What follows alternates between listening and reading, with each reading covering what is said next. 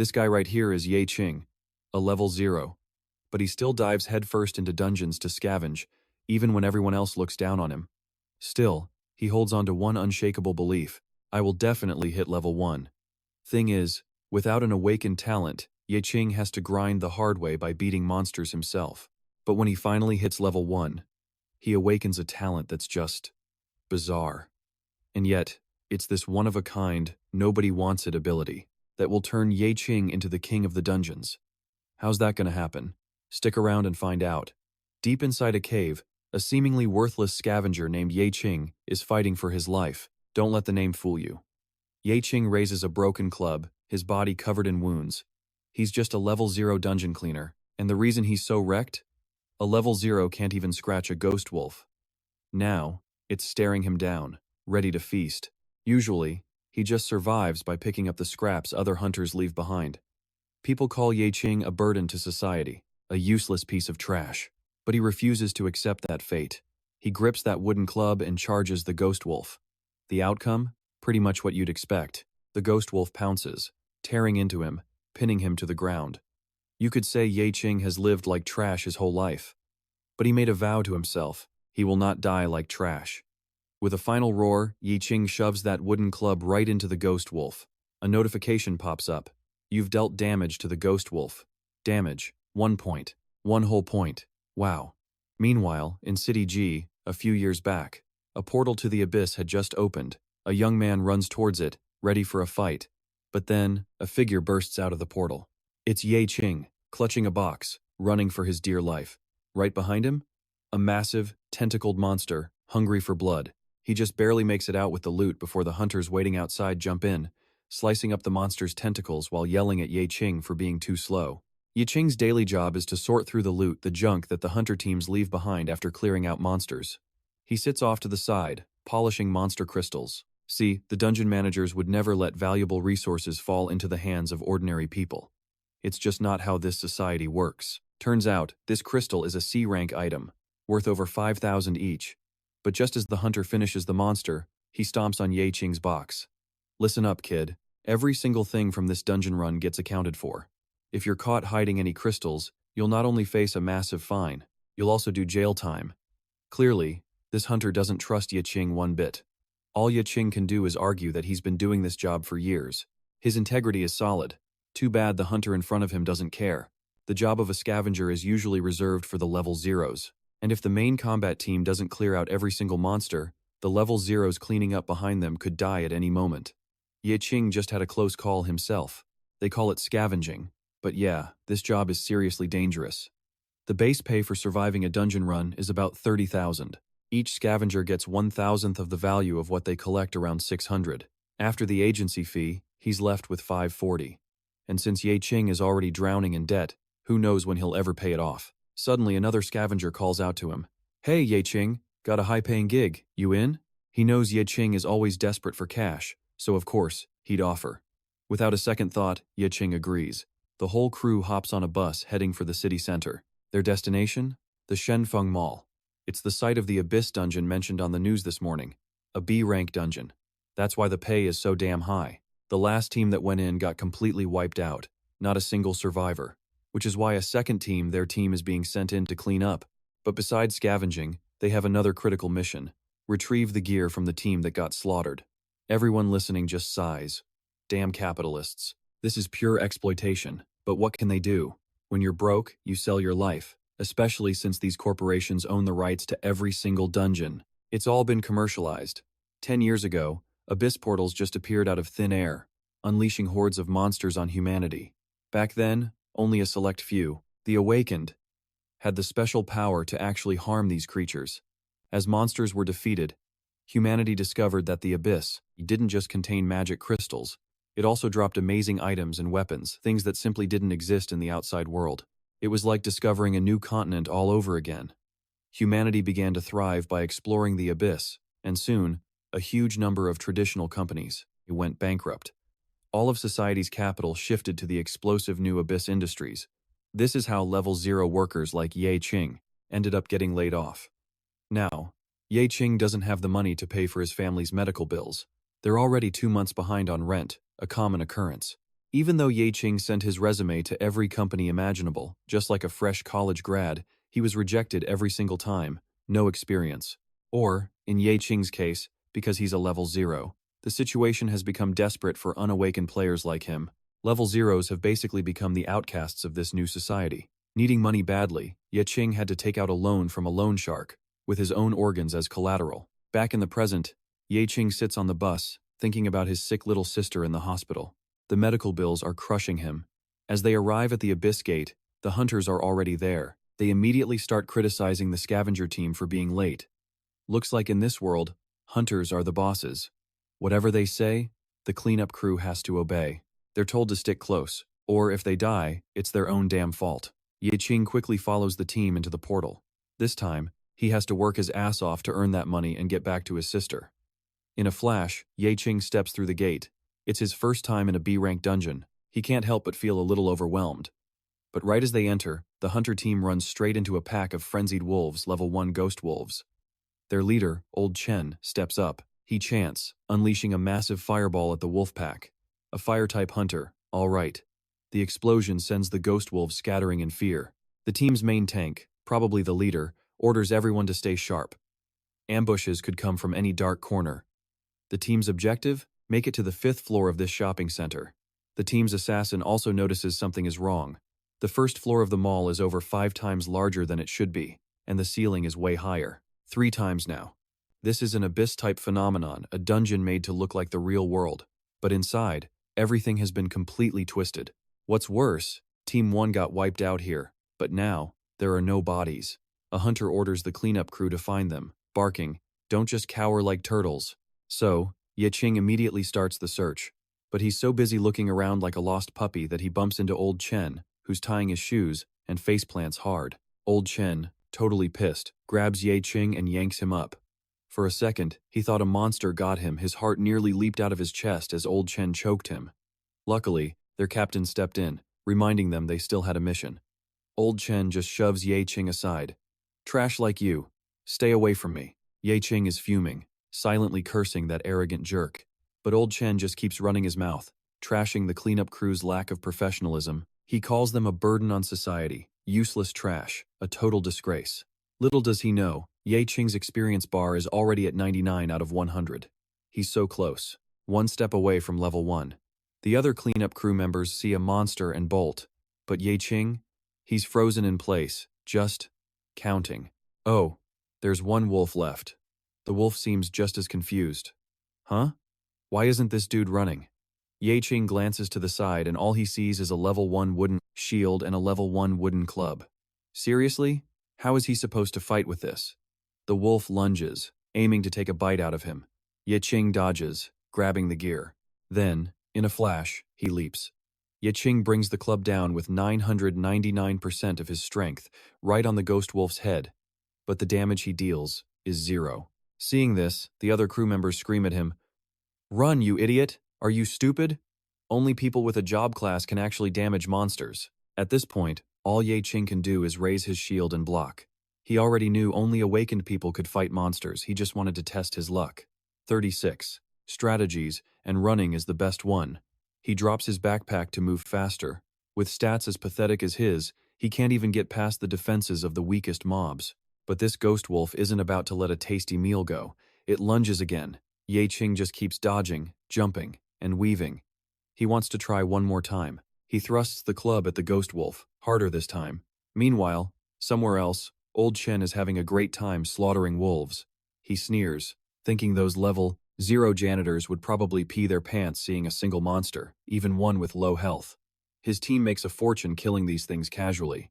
He curses them out. Level 0 trash dies the second they see a monster. No wonder they're low-class garbage.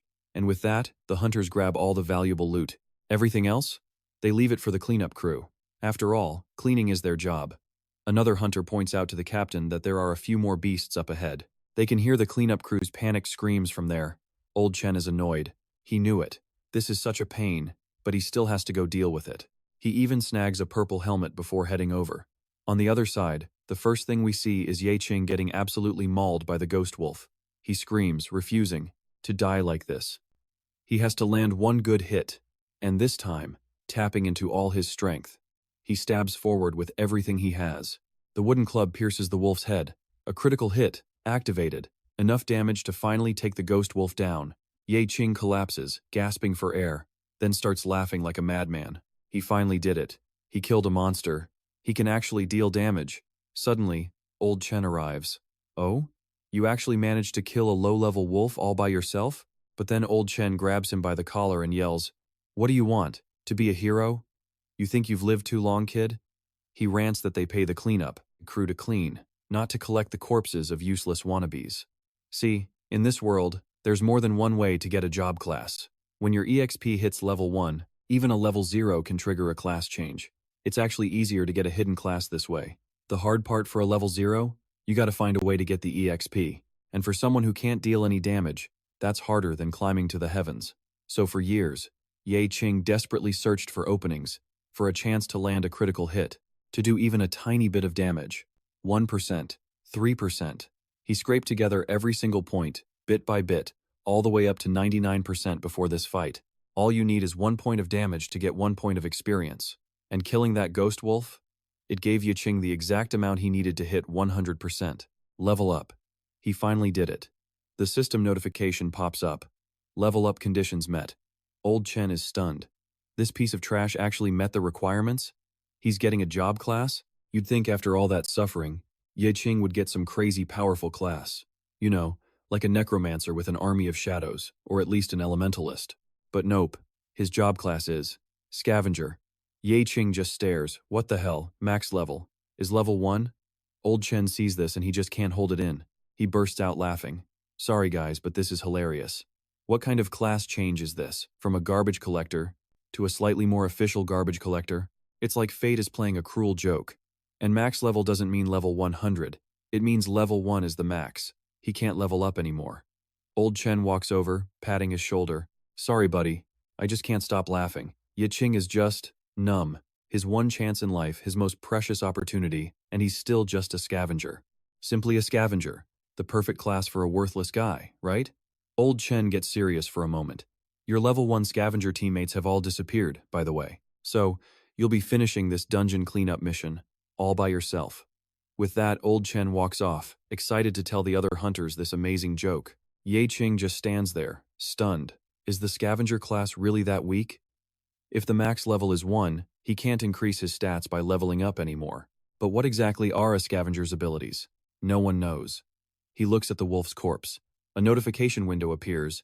Trash found. Recycle low-level mana wolf corpse? The system asks Ye Qing if he wants to recycle it. Of course he does.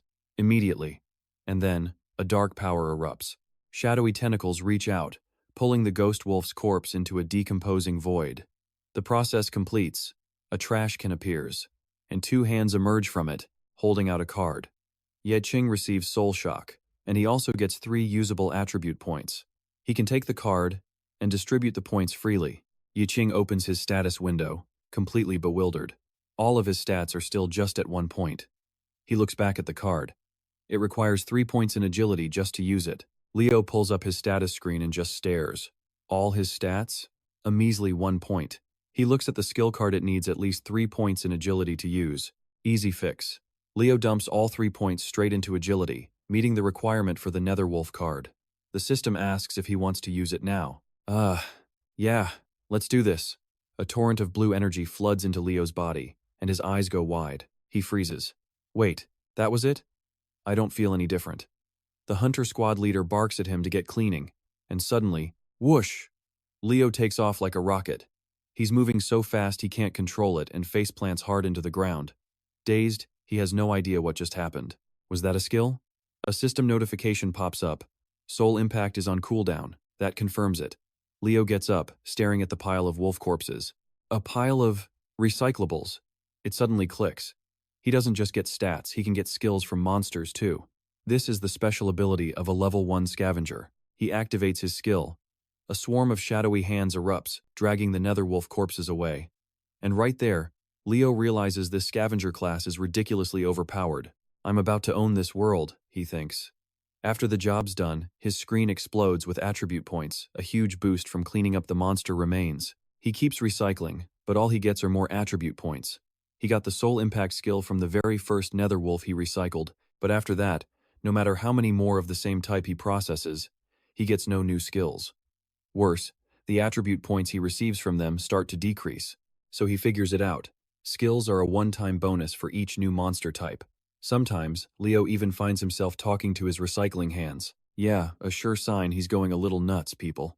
A bit later, Leo checks his status again and sees he has 111 attribute points ready to use. He just stares, completely dumbfounded. He has no clue where to put them, but at this rate, he'll never be short on stats. So, you know what he does? He spreads them out evenly. Strength, agility, willpower, physique. He raises everything. Even luck. All stats are now a solid 20. Meanwhile, the hunter team is busy fighting the last two wolves. One guy uses fire, another bulks up, and a third handles healing. Soon enough, the wolves are down. Old Man Chen tells the musclehead that Leo just class changed into a scavenger. It's a hidden class, one they've never seen on the official list. The healer scoffs, saying new hidden classes pop up every year. But the top-tier rankings? They never change. Most of these so-called hidden jobs are just for laughs. This one's max level is 1. At best, its F rank barely better than having no class at all, basically useless. But whatever, the hunter team doesn't really care. They push deeper into the dungeon.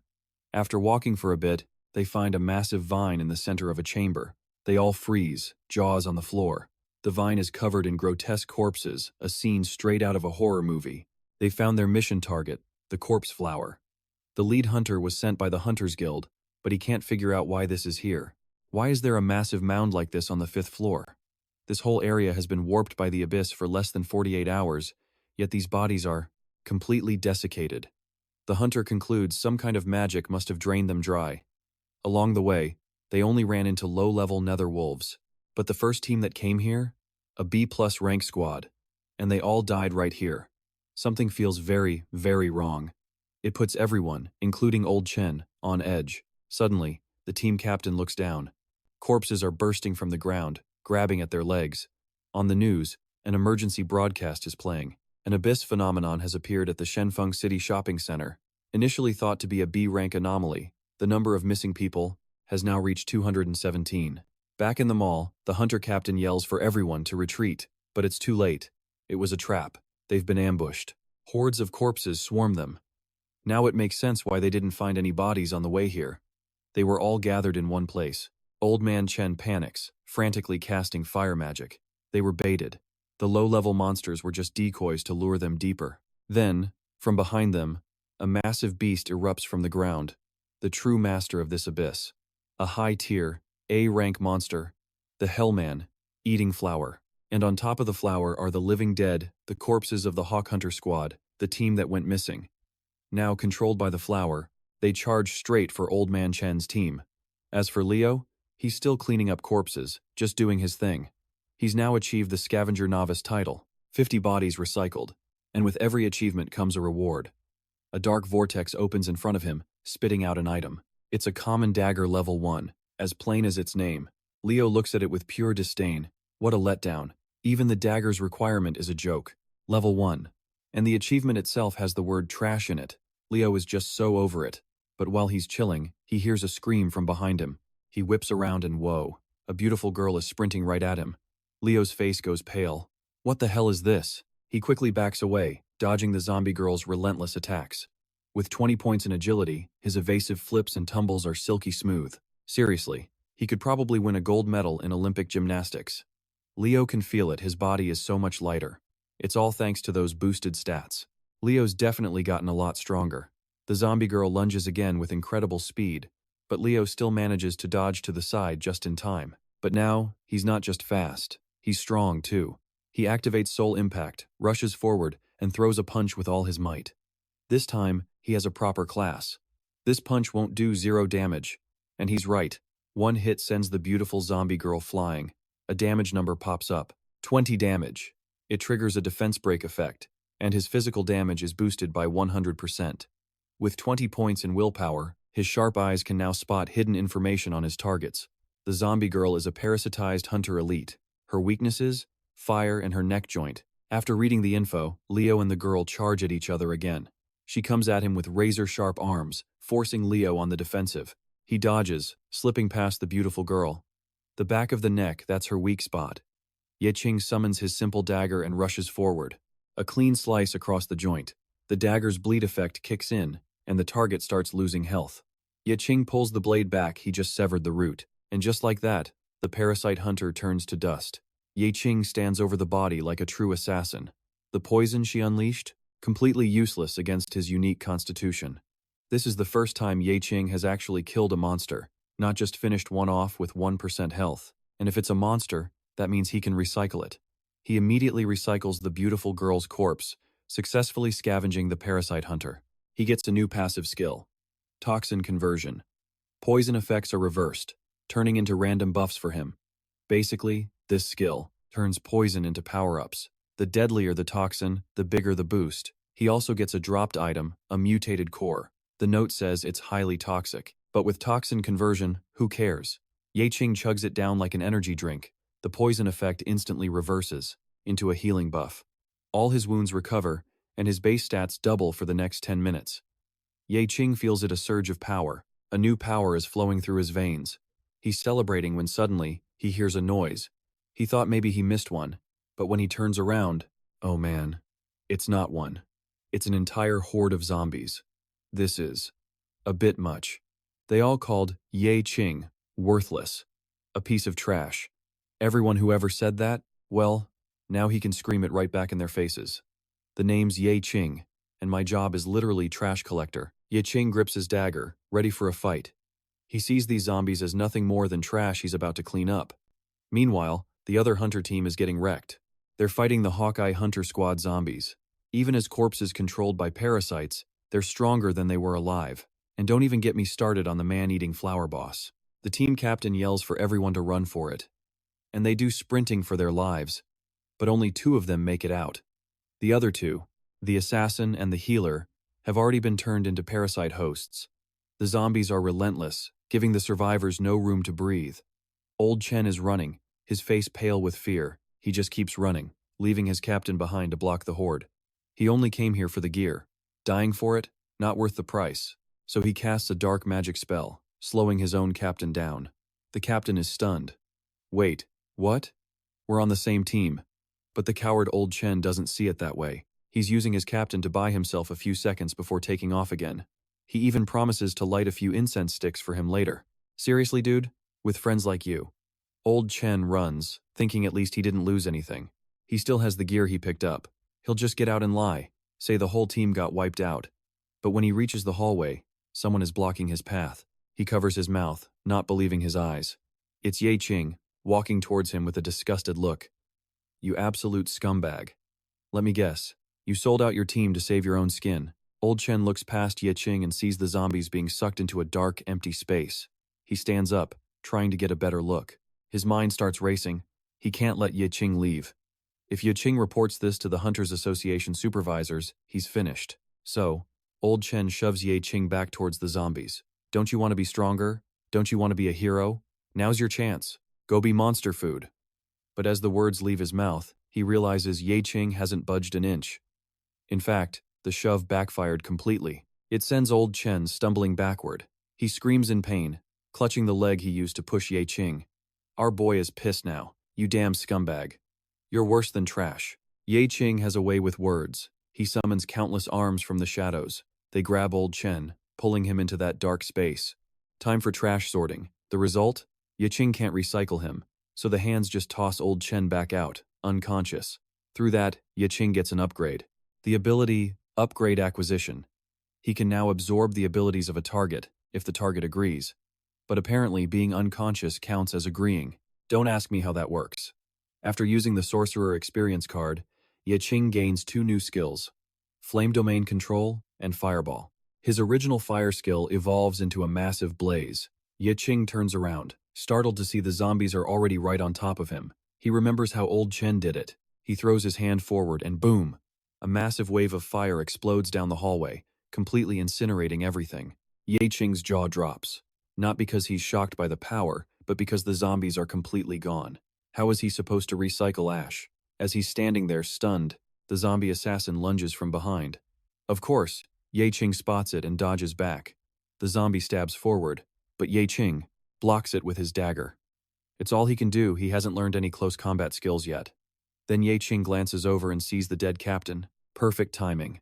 He immediately recycles the corpse, pulling it into his trash space. A new skill card pops up. Golden Shield. He summons the shield instantly and flings it, taking the zombie's head clean off. Kill, loot, recycle. Ye Qing's on a roll. He absorbs the corpse and gets another card, Dagger Mastery. It lets him use daggers like a pro assassin, attacking with a storm of strikes. So now he's got the full combo offense and defense. Even the simple dagger in his hand feels different now. More powerful. After that, Ye Qing moves on to the next group of zombies. He remembers the mission the hunters were here to find the Hawkeye squad and get them out, dead or alive. If they can't find the squad, the mission's a failure. And that means Ye Qing's pay is gone too. Back in the fight, Ye Qing is killing zombies and collecting trash. He picks up another skill, Frenzy, which boosts his strength and agility, and makes him immune to control effects.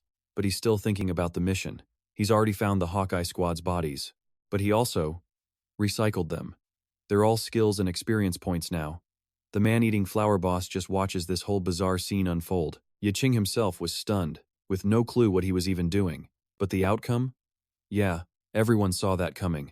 Not long after, at the Abyss Supervisory Committee, inside the interrogation room, Old Man Chen is shaking. He was the only survivor from the last dungeon dive, yet he keeps talking about someone who he claims doesn't even exist.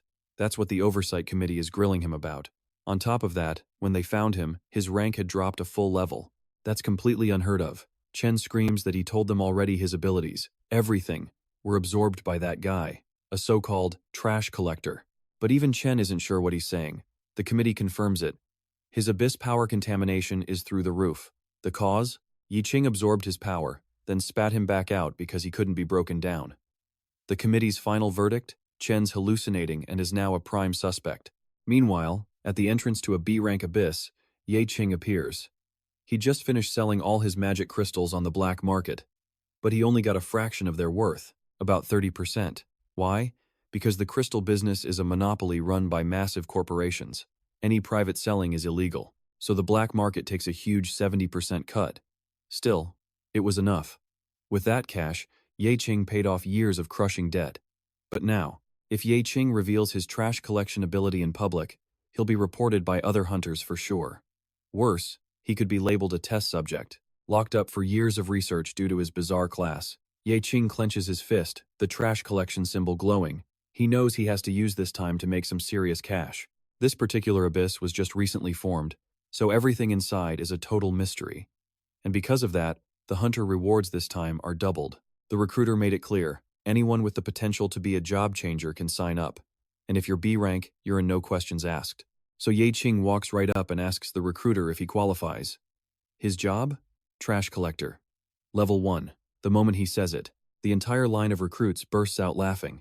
The recruiter grabs Ye Qing's hand, scoffing that any random piece of garbage can call himself a job changer these days. He tells Ye Qing he'd be better off lining up with the janitors. But for Ye Qing, this is all part of the plan. Act weak. Lower everyone's guard. Best case scenario? They stick him on support duty in the rear. That way, he can secretly collect bodies and loot without anyone noticing. Everything's going according to plan. But then, a voice cuts in, telling the recruiter to let go. It's the young miss of the powerful Liu family. Her class, God-chosen. With Ye Qing, her team is finally full. This girl is the future star of the Hunters Guild, nicknamed the child chosen by the gods. Her name is Liu Xingyan. She looks at Ye Qing, acknowledging he's only level 1. He doesn't even have an official awakens certification, but she doesn't care. Newbie, level 1, it's all the same to her. In her mind, everyone else can just lie down. She'll be the only one left standing.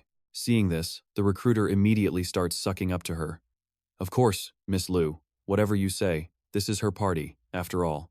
Ye Qing, standing on the side, is just completely stunned. But this Liu Xingyan girl looks familiar. He can't quite place where he's seen her, and then it hits him. 2 years ago, Liu Xingyan was trapped, cornered by a monster, her sword shattered. That's when Ye Qing, just a cleanup crew member, ran in with a wooden stick and jammed it into the beast's mouth. He successfully landed the final blow, earning 1% of experience. Liu Xingyan couldn't believe it. A guy from the cleanup crew just killed a monster, and Ye Qing? He was ecstatic, celebrating his first ever experience gain. He turned to her, asking if she was okay, saying he'd heard rumors you could level up this way, a way to earn money and experience. Lu Xingyan was just speechless. Doing that meant betting your life every single time. Who would be foolish enough to risk it all like that? But Ye Qing shot back, telling her that high and mighty job changers like her have no idea about the bitter struggles of the weak. In response, Lu Xingyan simply broke away from her team and charged ahead alone. Ye Qing thought she had a death wish. Facing that many monsters by herself? What was she trying to prove? The line between being a hero and a dead martyr is razor thin. Her answer was simple. I just want to get stronger. She wanted to be the first person to conquer that place. What place? She never said. In return, Xingyan asked Ye Qing what his goal was. For him, it was simple. He just wanted to get stronger to protect his family. After Xingyan learned his name, she told him she hoped he'd successfully change his job one day. She'd be waiting for him to join her team, so they could conquer that place together. They shook on it. A handshake of destiny. As they say, you might not be born with a silver spoon, but if your wife isn't, that's on you. Right after, Xingyan's bodyguards rushed over, grabbing her by the arms and dragging her away. But as she was being hauled off, she tossed Ye Qing a magic crystal, his payment for helping her kill that monster. Ye Qing caught it and left, but there was one problem. He totally forgot her name. What was it again? Something like Lu Honghai? Back in the present, the recruiter whacks him on the head, snapping him out of his daydream. What are you standing around for? Get moving and transport those crystals. They were preparing to enter the dungeon. Ye Qing just smirked. He'd stick close to his future wife's team. All right, everyone, grab your packs. Let's move out. And with that, the newly formed party stepped through the gate into the abyss. For Ye Qing, the mission was simple. Make money. And more importantly, come back alive. From his last fight with Old Man Chen's team, Ye Qing had scored a Golden Shield skill card, an Assassin's Dagger skill card, a Berserker's critical hit ability, and finally, the power of an A-rank boss. A man, eating flour with super regeneration. Plus, thanks to his unique method of distributing his attribute points evenly, Ye Qing could use skills from any class. From strength to luck, it was all balanced. When you think about it, Ye Qing really could clean up everything in this dungeon. But he wondered, if he dumped all 100 points into a single attribute, what rank would he even be? Ye Qing then activates his observation eyes to check the stats of a nearby warrior. The guy in front of him only had 12 strength points. He was actually weaker than Ye Qing. If 1 point is a normal person's strength, that warrior is 12 times stronger. But if Ye Qing hits 100 points, he'd be 100 times stronger than a normal person. As he's lost in thought, a trapdoor suddenly springs open. A sudden tremor made the other members spin around, only to see Ye Qing casually pressing the door back into place. Looks like the structure down here isn't exactly stable, but nobody really cared. They'd found a chest. The only problem? No one in the party was a rogue. And this treasure? It had to be at least A rank. Seeing their problem, Ye Qing raised his hand. Hey guys, let me give it a try. The whole crew just stared as Ye Qing went to work, and a moment later, the lock clicked open. It looked way too easy. Inside was a pile of items. The team leader was a bit suspicious. How were Ye Qing's hands so skilled at lockpicking? Was he a pro? A professional thief? You don't learn that until level 5, he thought. But Ye Qing just explained. You learn lots of handy skills as a level 1 cleaner. When you're out scavenging, you run into locked chests like this all the time. The team leader bought it, scooping up the loot. We'll split this later. Let's keep moving. As they walked, Ye Qing suddenly yelled at the girl up front. Stop! He then grabbed a rock and tossed it forward. Immediately, a series of traps sprung to life. Seeing this, the girl asked in awe. And you call yourself a level 1? Ye Qing just claimed it was his specialty. When you're a junk collector, you step on a lot of traps. I've been through this pain so many times, I just got used to it. Naturally, he said. He awakened a trap detection ability. Nothing strange. Yeah, right. With over 20 points in intelligence, of course he could see them. What a liar. But strangely enough, every single one of them believed his story. The team leader tossed Ye Qing a dagger, a broken, level 1 item. Consider this, your reward. A reward? Or was he just throwing away his trash? Whatever. They continued deeper inside, arriving at what looked like a secret treasure room. The hunters figured this dungeon run was about to be way too easy. This had to be a bonus room, no monsters in sight. Just a table in the middle, holding a stone tablet and a cup of blood. This was definitely a reward. A room with treasure but no monsters? That's like a 1 in 10,000 chance. The warrior picked up the stone tablet, confused. Is this all there is? He turned to Jing Nian. The tablet must be the treasure. Let's get ready to go. But the second he finished his sentence, the blood in the cup began to boil. It shot up into the air, and that's when they all understood. This wasn't a reward room, it was a trap. A bloody nightmare monster appeared before them. Instantly, Jing Nian yelled for everyone to prepare for battle and drew her weapon. The monster pack charged. Ye Qing pulled out that pathetic little dagger. To avoid exposing his real stats, he decided to fight, using only about 25% of his strength. Ye Qing slipped on the Ring of the Weak. Its effect? To lower all of his stats to whatever level he wanted. Totally broken. Back when he first got this ring, Ye Qing had no clue what it was even for. Well, now it had a purpose. While the team was holding off the attack, Ye Qing used Soul Shock and dashed in. With just one strike, he took a monster down. An instant kill. Jing Nian's sharp eyes caught it immediately. But she wasn't about to be outdone with one slash. She destroyed a monster lunging at her. The warrior, on the other hand, was panicking. No matter how many times he cut them down, they just reformed into new shapes. They were transforming into the hunters themselves. That's because the dream of the blood demon starts off incredibly weak. When it attacks humans, it copies their abilities to power itself up, and it mimics their form, too. The warrior saw his monster clone and flew into a rage, slicing its head clean off. But even without a head, it could still attack. It swung back, and in a single strike, the warrior's arm went flying. He collapsed to the ground, screaming in agony. If cutting them down was useless, how could they possibly win? The monster raised its sword for the finishing blow, but before the blade could connect, Jing Nian made her move. She appeared on the monster's back like a true goddess of war. Somehow, the creature was frozen solid. Then, with a single punch, Jing Nian shattered it into pieces. Just a simple nightmare demon, and it's already crippled the team, she scoffed. Pathetic. Honestly, she had a point. The remaining monsters swarmed forward. The female mage couldn't cast her spells in time, they were just moving too fast. Seeing this, Ye Qing had no choice but to step up again. If swords and daggers were useless, then he'd just have to vaporize them from existence. A massive fireball formed in his hand as he unleashed Great Burst Flame. A huge explosion erupted, leaving the entire party with their jaws on the floor. That was an S-rank skill. How did a level 1 like Ye Qing use it in the blink of an eye? Was this a glitch? A hack? But there were just too many monsters. They kept rushing toward Ye Qing, absolutely obsessed. He had no choice. Activate critical hit. Activate frenzy mode. His combat power instantly increased by 100%. He flew forward and with a single punch, shattered a beast. Blood splattered, but they quickly reformed. They merged together, creating a monster many times larger than before. Their combined form. Looking at this beast, even Ye Qing felt a chill. This thing was a king-rank monster. How could a king-rank boss possibly show up in a measly B-rank dungeon? This had to be a mistake. Hey buddy, wrong address. But it was real. The blood demons had absorbed Ye Qing's own stats to create it. The stronger the opponent they face, the stronger their imitation becomes. The monster swung its massive hand down, but Ye Qing dodged back just in time. In a situation like this, he knew he couldn't go all out. As he was trying to think of a plan, Jing Nian stepped forward. Get back, you're too weak for this. An opponent this strong is my responsibility. She charged the beast, running straight up its massive arm toward its chest, gathering power into her sword.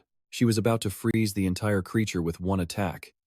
But it reacted, blocking her slash with a tentacle before counterattacking. The blow knocked Jing Nian back through the air. For a moment, she remembered her past, running dungeons alone, facing any monster, no matter how strong. She always pushed herself, just to get stronger, to finally catch up to her siblings, so she wouldn't be left breathing their dust anymore. Her goal was to beat that place. Back in the present, Jing Nian took her stance again, pouring all her power into her blade. If she couldn't even defeat this abyss monster, if she couldn't handle this, she didn't deserve to carry the Liu family name. Xingren unleashed a sword strike with all her might, then summoned her devastating Icebone flag, a 30-meter radius.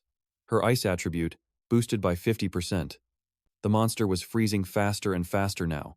This was her Icebone domain, a total counter. It specialized in locking down water-based monsters. She might not kill it, but she could damn well freeze it solid. Jing Ran lunged, her sword a blur of motion. Another strike. Activating her skill, Comet Piercer, the giant monster's head flew clean off. Watching this, even Ye Qing had to give her props. So that's a legendary S-rank god chosen, huh? But was the fight really over? The beast, frozen and decapitated, started regenerating, instantly. Jingran was floored. Her strongest attack did absolutely nothing. And now, the monster was fighting back. Tentacles shot towards her. In that moment, Jingran realized the truth. Sure, she was S-rank. But she wasn't nearly as strong as her older siblings. Even in the Liu family, she was always the one left behind. The weak link. An embarrassment. Constantly ridiculed and mocked by her own relatives. They called her a disgrace. Why did they have such a useless sister? They told her to stay home and not show her face. But Jingran wanted to get stronger. She would start from the absolute bottom if she had to. Only by tackling impossible odds would she one day finally surpass her siblings, surpass the entire Liu family. With new resolve, Jingran charged. Sword aimed right for the monster's head. An opening. When it attacks, its defense is weakest, but it was a trap. A tentacle whipped out from behind, slamming into Jingran and pinning her against the wall with bone-crushing force. The other hunters saw it. Jingran, an S-rank, was down. If she couldn't win, they needed to run, right now. But the beast wasn't letting anyone go. It raised another arm, ready to finish her for good. Then Ye Qing burst forward. A single punch sent the massive limb flying, freeing Jingran. Now that he was up close, Ye Qing saw the problem. It wasn't about finding a weakness. King-level monsters like this have insane resistance to status effects. If their rank is high enough, they just shrug it off. Freezing, paralysis, stuns, slows, all useless. Any old weak points they might have had? Gone. That's it then. No more holding back. Ye Qing unleashed his true power. A flaming fist erupted around his hand as he smashed it right into the monster's shoulder. The monster struck back, but Ye Qing was a blur, weaving around it at high speed. He kept landing heavy blows, but he wasn't just fighting. He was searching for its weak point. But no matter what part he destroyed, it just regenerated in seconds. He'd been watching the whole time, and couldn't find a single vulnerability. It was like something else was pulling the strings. And right then, it clicked. Ye Qing understood. He pointed to the stone slab they saw at the entrance, the one that required a blood test. That proved it. It was connected to this blood dream nightmare. He yelled to the hunters, "Kick that stone over to me." The warrior, whose arm Ye Qing had healed, booted the slab right over. Thanks to his high sanity stat, Ye Qing could actually read the ancient text carved on it.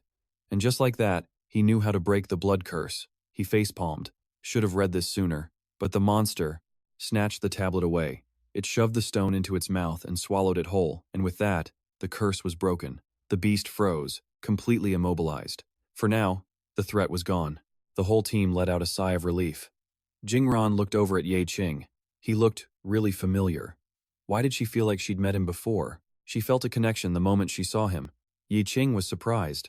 "Wait, you don't recognize me?" He had to explain. 2 years ago, they met in a dungeon. Oh, and he also kinda stole 1% of the EXP from a monster she killed. Hearing that, the memory came flooding back. Jingran remembered Ye Qing. She was shocked. He had actually changed his class and gotten this strong. Ye Qing just puffed out his chest proudly. "That's right. I'm a level 1 scavenger now, you know?" She thought about how he always risked everything for power. He'd become an absolute monster. Looking back at herself, she felt a little ashamed, but she snapped out of it quick. The priority was dealing with this beast. Jingran laid out a plan. She'd freeze the monster again, just for a moment. She needed Ye Qing to pinpoint the tablet, inside the creature's body. Fast. Ye Qing agreed in a heartbeat. He'd even do it for a small fee, just a 0.5% commission from the kill reward. Seeing this, the other hunters got fired up. They wanted in too. They wanted to contribute to the fight. Ye Qing just shrugged. "All right then. Everyone, together. Let's wreck this thing." Swallowing the stone triggered a temporary paralysis while it prepared for an invincible berserk mode. Once it's done, it will kill them all. The tablet was now, right in the middle of its stomach. They had 30 seconds before it completed the process. Ye Qing turned to the team. "Together," he said, "we're all getting out of here alive." Everyone's spirits soared. But someone yelled, "We're all gonna die if we just stand here talking." Fair point. Ye Qing activated his intelligence skill, boosting everyone's morale. Fatigue washed away. Magic recovery sped up. Jingran stared, realizing Ye Qing was full of surprises. She turned to her warrior. "Activate taunt." The hunter stepped up to provoke the monster by starting a shouting match with it. A weird tactic, but hey, it totally worked. The monster locked onto him. Jingran yelled to the sorcerer, "Target its tentacles! Protect him!" The spellcaster unleashed 4 blasts of energy, intercepting 4 incoming tentacles. Meanwhile, Ye Qing knew that inscribed tablet was the key, but if his fireballs accidentally destroyed it, they were all dead. So, he had to get it out with his bare hands. But how? No one had a clue. Jingran was speechless. Was he planning to literally crawl into the monster's stomach? Even crazier, he planned to phase through the creature's body to grab it. Jingran shouted an order to her archer. "Shoot the ceiling, make it rain rocks!" The archer fired. Massive chunks of the ceiling began to crumble and fall, forcing the monster onto the defensive. Jingran took her position. "I'll freeze its lower half. The rest is up to you, Ye Qing." They both charged. Ye Qing and Jingran, moving in perfect sync.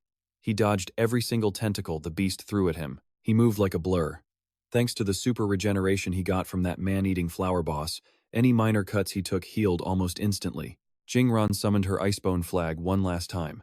Her frozen domain exploded outwards, encasing the monster's lower body in solid ice. That was the signal. Ye Qing leaped straight for its stomach. The beast's chest, that's the weak spot, the easiest place to pierce. But he wasn't fast enough, so Ye Qing kicked his berserker skill into overdrive and chugged a poison. It's a debilitating toxin, but for Ye Qing, the effects are reversed. After buffing himself up, he shot straight toward the monster. But he forgot one tiny detail. It's kinda hard to dodge in midair. The beast's tentacle slammed right into him, sending Ye Qing flying backwards. He got his face smashed in. Yeah, all that big talk a second ago? Maybe he should have toned it down. Just then, Ye Qing activated his hidden job skill. Junk collector. The target? Himself. A dozen arms appeared out of nowhere, trying to pull him into a pocket dimension. The monster was confused. Hell, the other hunters were confused. They were totally freaking out. But a system notification popped up. Cannot collect living things. Collection failed. Ye Qing immediately yelled, "If you can't pull me in, then throw me." "Yeah, you heard me. Throw me as hard as you can." And just like that, the arms launched Ye Qing like a missile right at the monster. He tore straight through its stomach, grabbing the stone tablet inside. Finally, he got it. He read the ancient text, and just like that, the blood curse was broken. The physical body of the blood dream nightmare dissolved into dust. The hunters, and even Xingran, had no idea what just happened. Did they win? They all started cheering, jumping for joy. Every single one of them instantly leveled up. Even Xingran. But not Ye Qing. He was still the same. Level up failed. Turns out he was already max level. Max level 1, that is. After the monster died, the reward chest appeared. Now this was the real prize. He opened it, and a mountain of gear spilled out. Ye Qing picked up a sword, but it required level 10. He was level 1. He couldn't use a single damn thing. His luck was just the worst. A huge pile of epic loot right in front of him, and Ye Qing couldn't equip any of it. The pain was so real he wanted to cry. Life is suffering. Xingran walked over, declaring that Ye Qing was the MVP who got them through this blood trial. So, all the loot? It was his to distribute. Ye Qing then quietly asked Xingran for a favor. Meanwhile, outside the dungeon, the Liu family had already called a rescue team. But before they could even move out, Xingran's team walked out on their own. The reporters outside were stunned. As expected of the great Lady Xingran of the Liu family, Xingran just ignored the flattery like it was nothing. The other team members dispersed, all agreeing to keep the secrets of the dungeon to themselves. And Ye Qing's favor? He offered to sell all the high-tier equipment to her family for a super low price, only 500 spirit stones. But there was one more thing. When they got out, he wanted everyone to act like he didn't exist. Let everyone think that Xingran cleared this demonic domain all by herself. Xingran was confused but agreed. It didn't really affect her anyway. Ye Qing told them to go on ahead. He'd sneak out later. From everything he did, Xingran completely misunderstood, thinking he was trying to sell her a favor she'd owe him. Ye Qing stayed behind in the domain, alone, in front of the stone slab. A tiny demonic beast slowly materialized on the stone. So that's what it was, the real puppet master behind the blood dream nightmare. Ye Qing saw it and snatched it up. "Been waiting for you all day." He grabbed it and tossed it straight into his collection space for processing. From that, Ye Qing got the nightmare body card, letting him sacrifice life force to summon a clone. The nightmare clone can either copy one of its master's attacks or take a single hit from an enemy before instantly disappearing. And the best part? This ability has leveling potential, meaning Ye Qing could summon a clone of himself. A few days later, Ye Qing was sitting in a corner cafe, staring at his pile of gear. He'd given all the good stuff to Shingren. Now, all he had left was a pile of junk, and with this junk equipment, nobody was going to buy it. As he was feeling down, he accidentally activated his junk collector skill on a junk hammer, sucking it into his collection space. Through that, Ye Qing got one basic point. This shocked him. So junk collector literally means junk. After sorting, processing, and grinding it down, he could recover raw materials. These basic points are a universal substance he gets from dismantling gear. He can use them to upgrade, repair, or even craft new items. So Ye Qing decided to test it out. He tried to repair his nearly broken dagger, but it required a whopping 5 basic points. So, Ye Qing started dismantling every piece of useless equipment he had. After grinding down a huge pile, he successfully repaired the common dagger. Once repaired, its durability and attack power had both increased significantly. This meant that by constantly wearing down and repairing a weapon, even a level 1 item could become incredibly strong. It's just like enchanting gear in a video game. After finishing the repair, Ye Qing got a reward. The quest reward popped up. He had 2 choices. Option 1, a mana potion formula. Option 2, a random plus, 2 stat boost. Ye Qing thought it over. He wasn't hurting for stat points right now. But the one thing you can never predict in the abyss is just how deep it goes. Countless awakened have gone in unprepared. They run out of mana before they even find the boss room, and with no way back to resupply, it's game over. That's why mana potions found in the abyss are literal lifesavers for any party trying to push forward. So yeah, Ye Qing chose the potion blueprint. With this, he could brew his own mana recovery potions. The recipe was simple: 6 basic points and any kind of container. Ye Qing blinked, confused. Any container? He asked the cafe owner, who just pointed at the cups and bottles around them. Simple as that. Ye Qing successfully crafted 5 full cups of mana water. He immediately took a sip to try it, and instantly spit it out. It tasted like some weird, cheap fruit juice, but its effect was undeniable. His mana value increased while his fatigue disappeared. He felt like his energy was being fully recharged. After that, Ye Qing left. Today, he felt like he could probably clear a few more dungeons. But the moment he stepped outside, a group of debt collectors found him. The Scarface guy, looking surprisingly cute, noted that Ye Qing's whole vibe had changed in just a few days.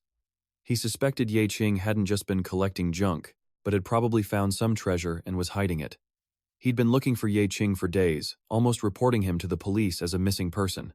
In response, Ye Qing just told him, "I already paid back the principal and the interest." Scram. Seeing this, the Scarface guy just casually threw an arm over Ye Qing's shoulder, saying that even though the debt was paid, their contract, but his work wasn't done yet. You can't forget his class as a scavenger. All he has to do is act the part. And just then, Scarface spots Ye Qing, thinking he looks a little too cool for his own good. So, a little jealousy kicks in. He accidentally smacks Ye Qing's mana drink off the table, then starts shouting, playing the victim. He wanted to pick a fight. A B-rank class user like him could publicly beat down a nobody like Ye Qing, and no one would dare interfere. Seeing this, the 2 guards behind Ye Qing cracked their knuckles. They'd been waiting for this moment. But Ye Qing knew the rules.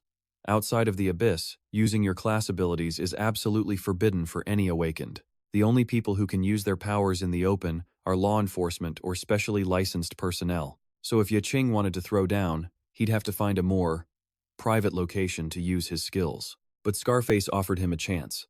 Just lick the spilled drink off the ground, and he'd let it go. It was, after all, a perfect job for a scavenger. Ye Qing's reply was simple, but it sent Scarface into a fury. He lunged forward, ready to throw a punch, but suddenly, he froze. Not because of Ye Qing, but because of Rodrigo Cheza, a man from the S-rank guild, Blood Oath. Cheza grabbed Scarface by his tie. "Is the team assembled yet?"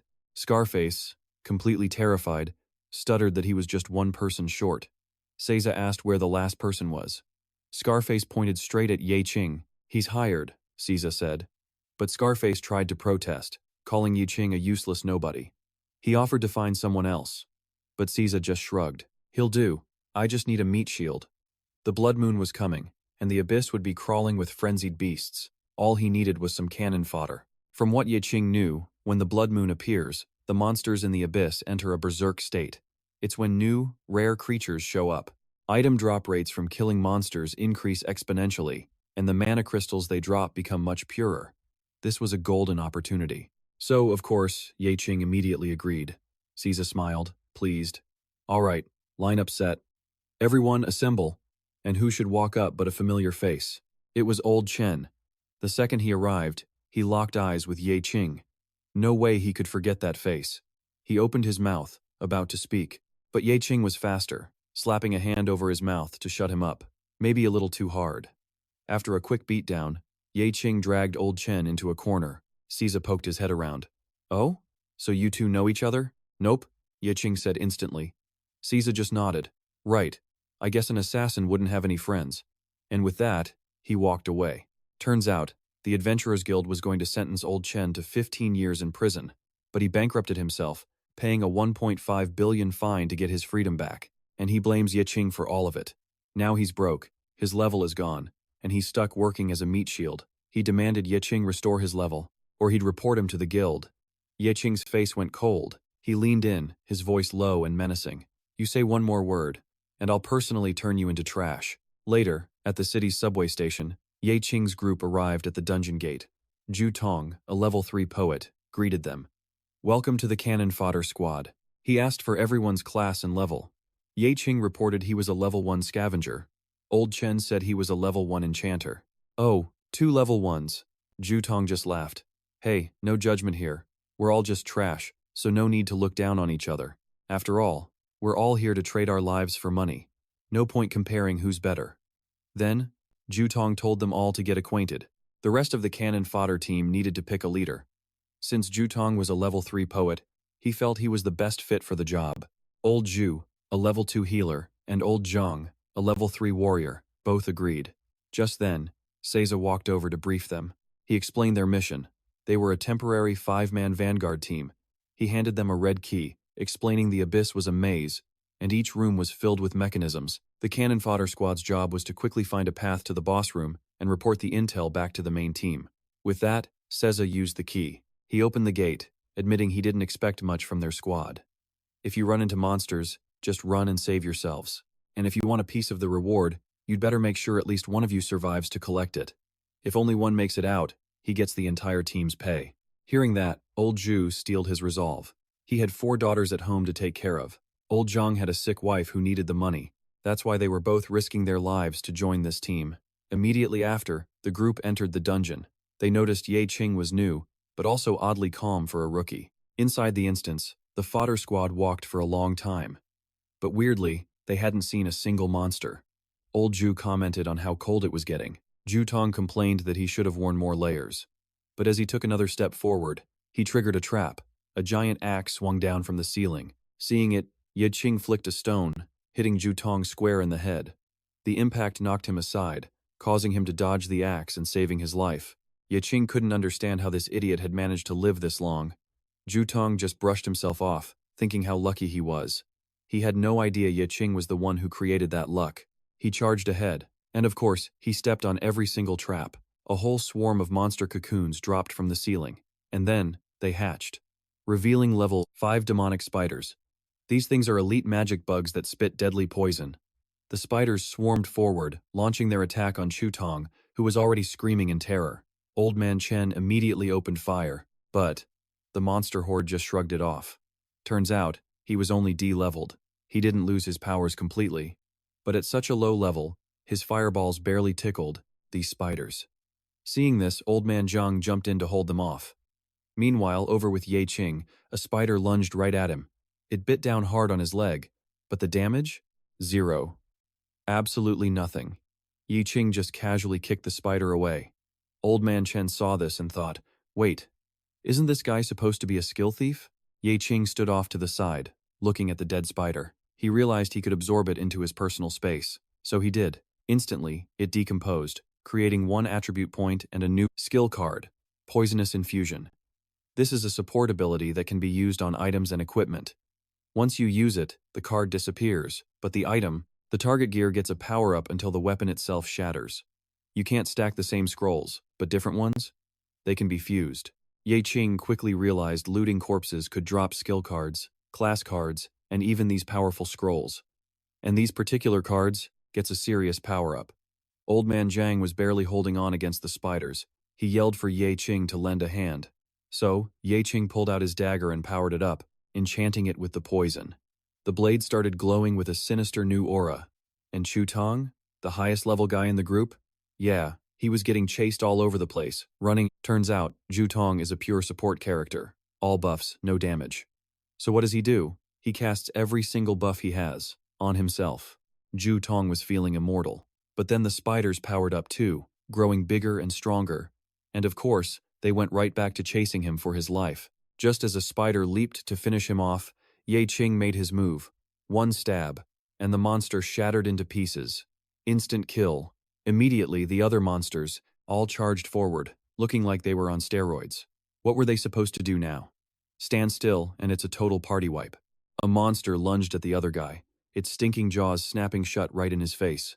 He scrambled back in a panic, when a fireball blasted it square in the mouth. Hey buddy, ever heard of a toothbrush? As the situation got desperate, a figure moved like lightning, appearing right in front of the beast. It was a horrifyingly ugly creature. The kid just swung his sword a few times. Body parts started hitting the floor, followed by its massive head dropping with a thud. After cleaning up, Ye Qing just casually strolled back. The three guys? Absolutely floored. They still couldn't quite process. What the hell just happened? Wait, was that him? Who else could it be? While the two of them were talking, they praised the kid's incredible power, leaving Zhu Tong totally confused. Ye Qing, however, was already deep in thought. The demonized spiders have poison resistance, so that explains the reduced poison effect. The infection scroll was made from their essence. Of course, it wouldn't be as effective on them. Only the bonus physical damage was truly working. Back with the others, Zhu Tong was hearing all this praise and starting to believe his own hype. He had no idea what move he supposedly used or how he killed the monsters. A second ago, he was about to buff and run. Now he's the hero? Right. Meanwhile, Ye Qing's eyes never left the remaining spiders. He knew monsters of the abyss have a certain intelligence. If they realize they can't win, they'll prioritize escape over a losing fight. And sure enough, the second their eyes met his, the creatures started trembling. They slowly backed away like total cowards. A few hits and they're already silenced? As this happened, the two other men finally noticed something was off. Hey, I think they're retreating. This was just the first room and it was already this insane. They couldn't dare to imagine what horrors awaited them deeper inside. For now, Ye Qing had farmed a good number of infection scrolls. Better to save one, just in case. The other 27? He converted them all into defense points. Zhu Tong was ecstatic. The monsters are running. Let's go, team, onward. Our mission is to be careful while scouting. And no more touching traps. Listening to this guy. Wasn't he talking about himself? But just then, something caught Ye Qing's eye. A hidden path. A notification popped up. Hidden area discovered madness. Due to the blood moon, the dungeon had spawned a new branch. Should I check it out? He thought. Without hesitating, Ye Qing reached out his hand and summoned his nightmare demon. In a flash, it formed a perfect copy of him, though maybe with a dumber expression. You go with them for a while, Ye Qing ordered. He'd follow later. Just as Zhu Tong turned back, the clone jogged up to the group. Best not to break formation, it warned. You won't even know what hit you. Meanwhile, the real Ye Qing slipped through the strange gateway. In the blink of an eye, he was teleported into a completely different space. It was bizarre and dead silent. Before he could even get his bearings, a massive spider dropped from the ceiling. A classic ambush. Son of a... But with his lightning-fast reflexes, Ye Qing dodged out of the way of its huge jaws, landed perfectly, and faced the spider, which was the size of a house. Without warning, the beast stabbed a gigantic leg down at him.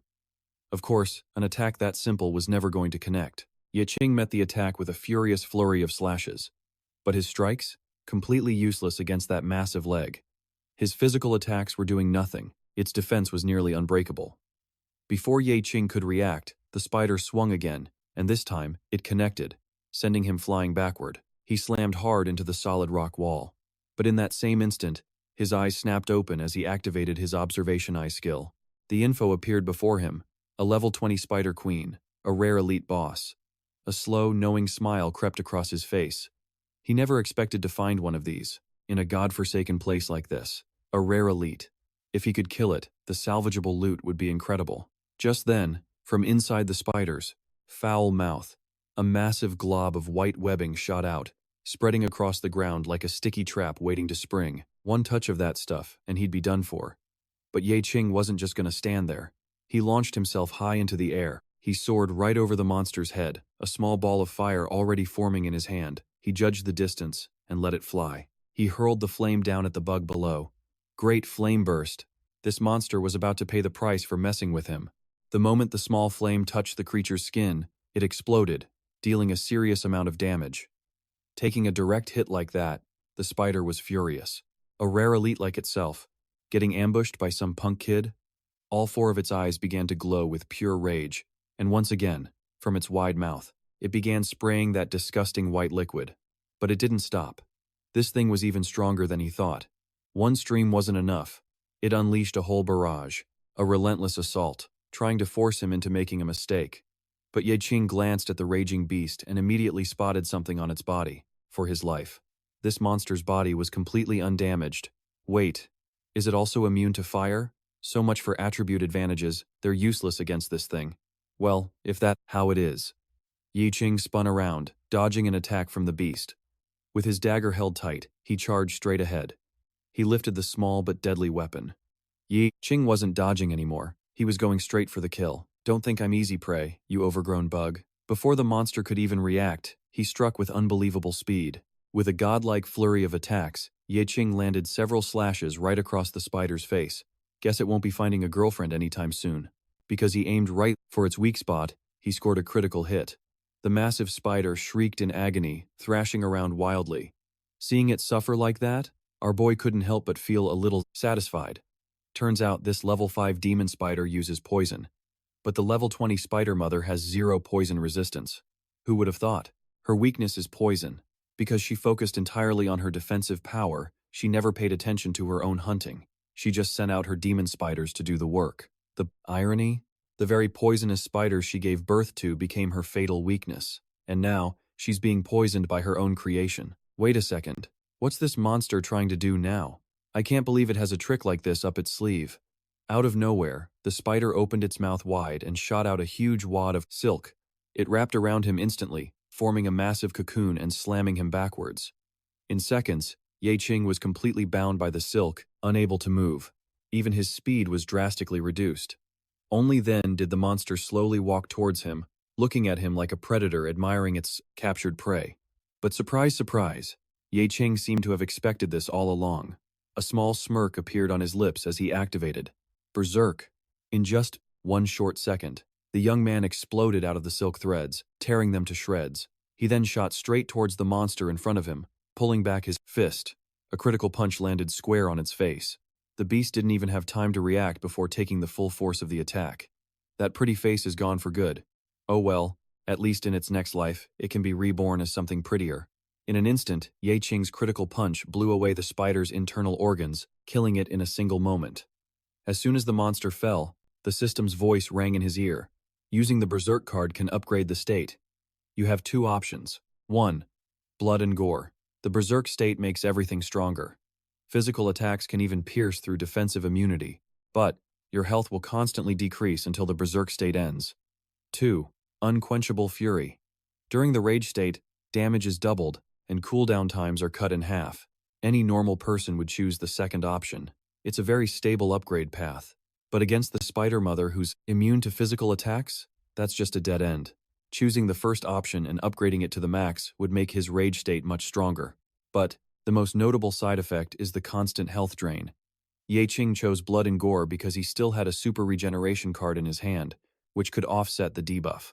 Using that skill against monsters with physical immunity makes it way easier to damage them. What a deadly combo. Standing next to the spider's mangled corpse, Ye Qing collected a ton of loot. He quickly stored it all in his personal inventory. He picked up a card with a sword on it. Ye Qing figured he could give this equipment to his guild members, or if not, he could just take it to the abyss himself. It could be worth up to 15,000 yuan. Without another word, Ye Qing activated his collection skill. Thousands of hands appeared behind his back, grabbing all of his loot. When it was all over, Ye Qing had earned a total of 20 comps, attribute points from this hunt. A grin spread across his face. What kind of skill would he get this time? The anticipation was killing him. The system didn't keep him waiting long. The notification panel popped up immediately. You have obtained the Spider Matriarch's Curse card. Summon up to 4 demonized spiderlings to fight for you, and they will choose different evolutionary paths in battle. Get a load of that. A summon that can choose its own evolution path? That's seriously broken. Meanwhile, the poet's team had been traveling for a long time. They finally arrived at a clearing filled with massive rocks. Turns out, this is the abyss. Are there crystal ores here? One of them reached out and grabbed a crystal shard. The others were just as shocked. Pure S-rank magic crystals. Aren't these the things created in the abyss by the Crimson Moon? Each one of these is priceless. While lost in thought, the silver-haired guy suddenly jumped, looking at the man next to him. Unbelievably, he had taken out the Eye of Argos. What was he planning to do with it? The eye can mark all terrain within a 60-meter radius, so that all adventurers entering the abyss can see it on their map. Seeing this, the silver-haired guy immediately grabbed his teammate by the collar and yelled, "You idiot! If we take these magic crystals, we'll be rich for the rest of our lives. Why would you mark them for everyone else?" "So what?" the other guy shot back. "What if they find out the three of us tried to hide these magic crystals? Forget being rich. Whether our group even gets out of here alive is the real question." The poet-looking guy says, turning back to his bickering teammates, "Let the cannon fodder clear the path for us. If they die in the abyss, it's normal. No one's gonna care if they live or die." Hearing this, the silver-haired guy snaps, teeth grinding together.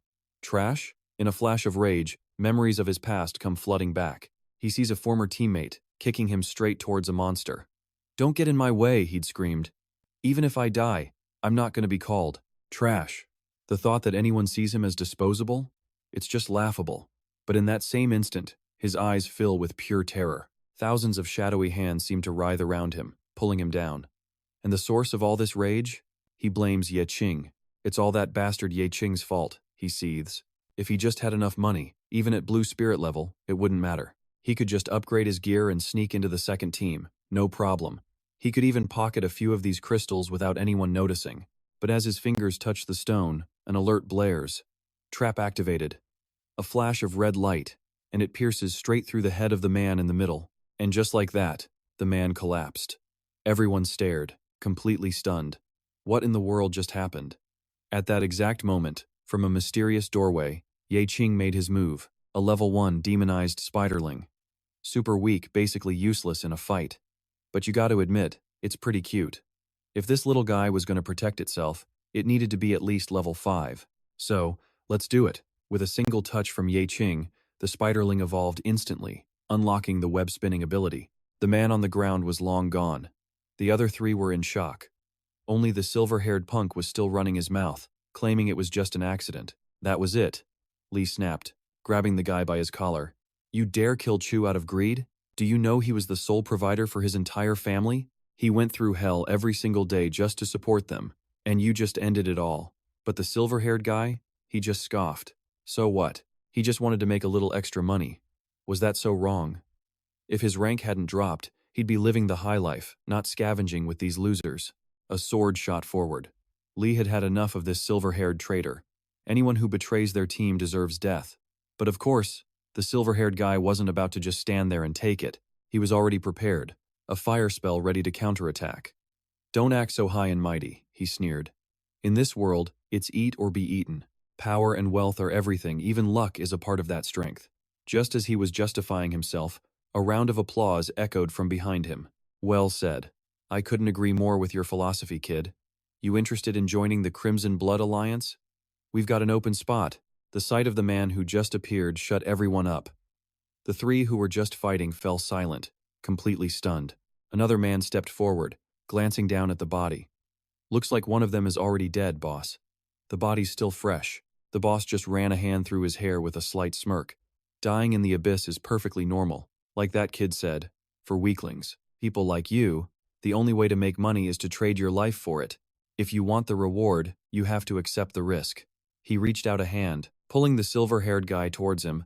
The boss acted like he totally understood his situation. "It's like how only the Crimson Moon can produce these mana crystals. Every single one is worth a whole city.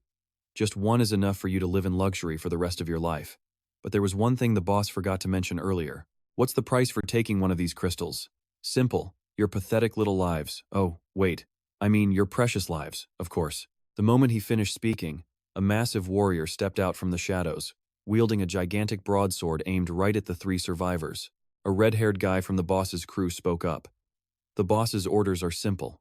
You guys mine the mana crystals and toss them into this basket right here. Got it? Anyone who tries to run dies. Hearing this, Lee couldn't hold back his outrage. Every time you touch a mana crystal, a trap activates. You'll be killed instantly.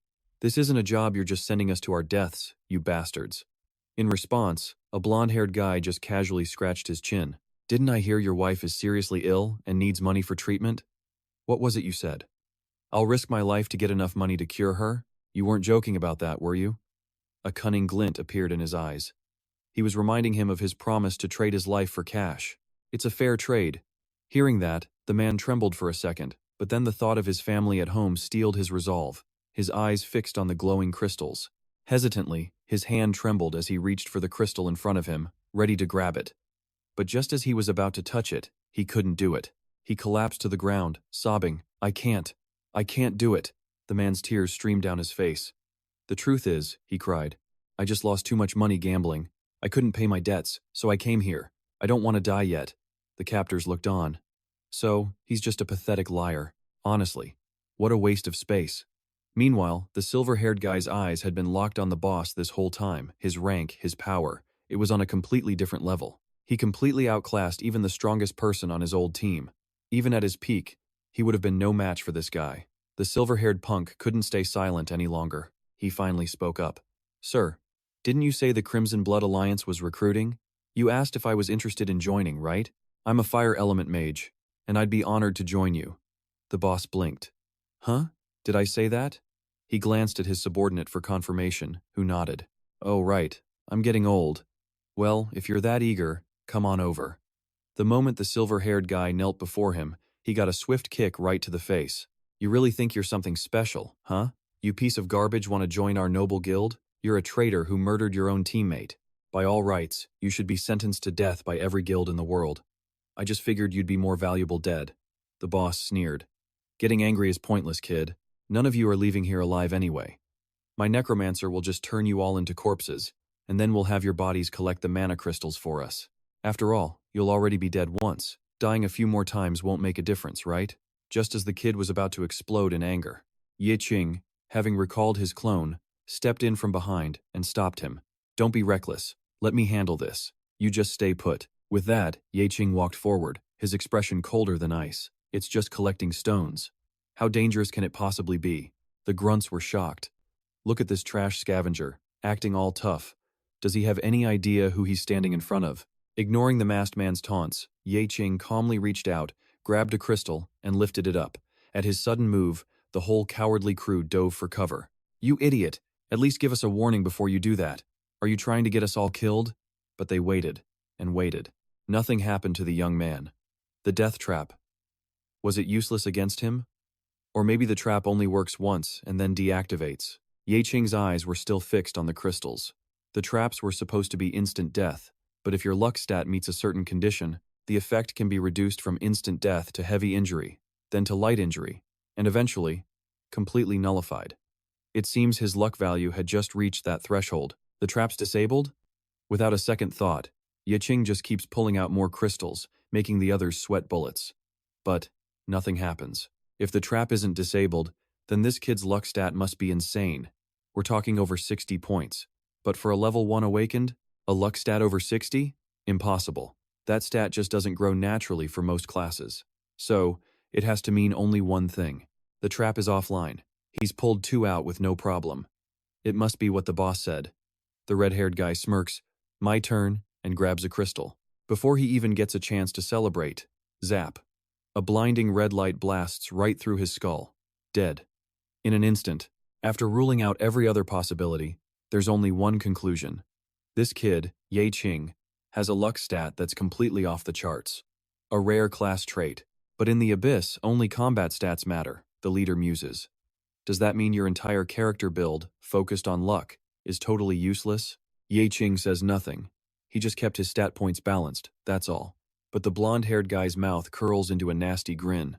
The original plan was to turn all of you into corpses to do our bidding, he sneers. But now, I guess we'll have to change things up. We only need one corpse with high luck. And with that, the leader gives the order to his crew. Leave no one alive. Kill them all. Hearing that, the men start trembling. It's over. They're dead for sure. These guys are official members of the Blood Oath. 3 rookies like them don't stand a chance. Running is the only option left. Before the team can even react, the white-haired guy is gone bolting without a look back. But wait, why run? We're the ones with more people here. Old Lee is shaking, sweat pouring down his face, but he decides to turn back. There are only 4 of them, and one of us already ran. Are you stupid? Qing just smirks. Who said? I was talking about our numbers. Just as he finishes speaking, a strange scratching sound echoes from high above. You hear that? What was that noise? They look up, and several giant spiders drop down right in front of them. A whole squad of them, huge, menacing beasts. Summon successful, beast tied. The enemy team is completely freaked out. Even the poet next to Qing is stunned. This is worse. We've got enemies and monsters now? But Qing just smiles. Relax. They're just some pet spiders I found along the way. They're on our side. And in that moment, Qing's eyes glow. He can see them. Their identities are revealed. The masked guy, a level 20 necromancer. The big one is a berserker. The other 2 are level 18 hunters. And the old guy, a level 19 paladin. He's not sure how humans stack up against monsters, but Qing's gut tells him this won't be too hard. The only problem? The leader. He can't read his stats, which means this guy is at least as strong as Qing, maybe even stronger. The leader just points a finger, his voice dripping with sarcasm. Level 10 monsters? Please, they're nothing but trash. Deal with the monsters first, then silence them. And hey, try not to break the crystals, boys. It was time.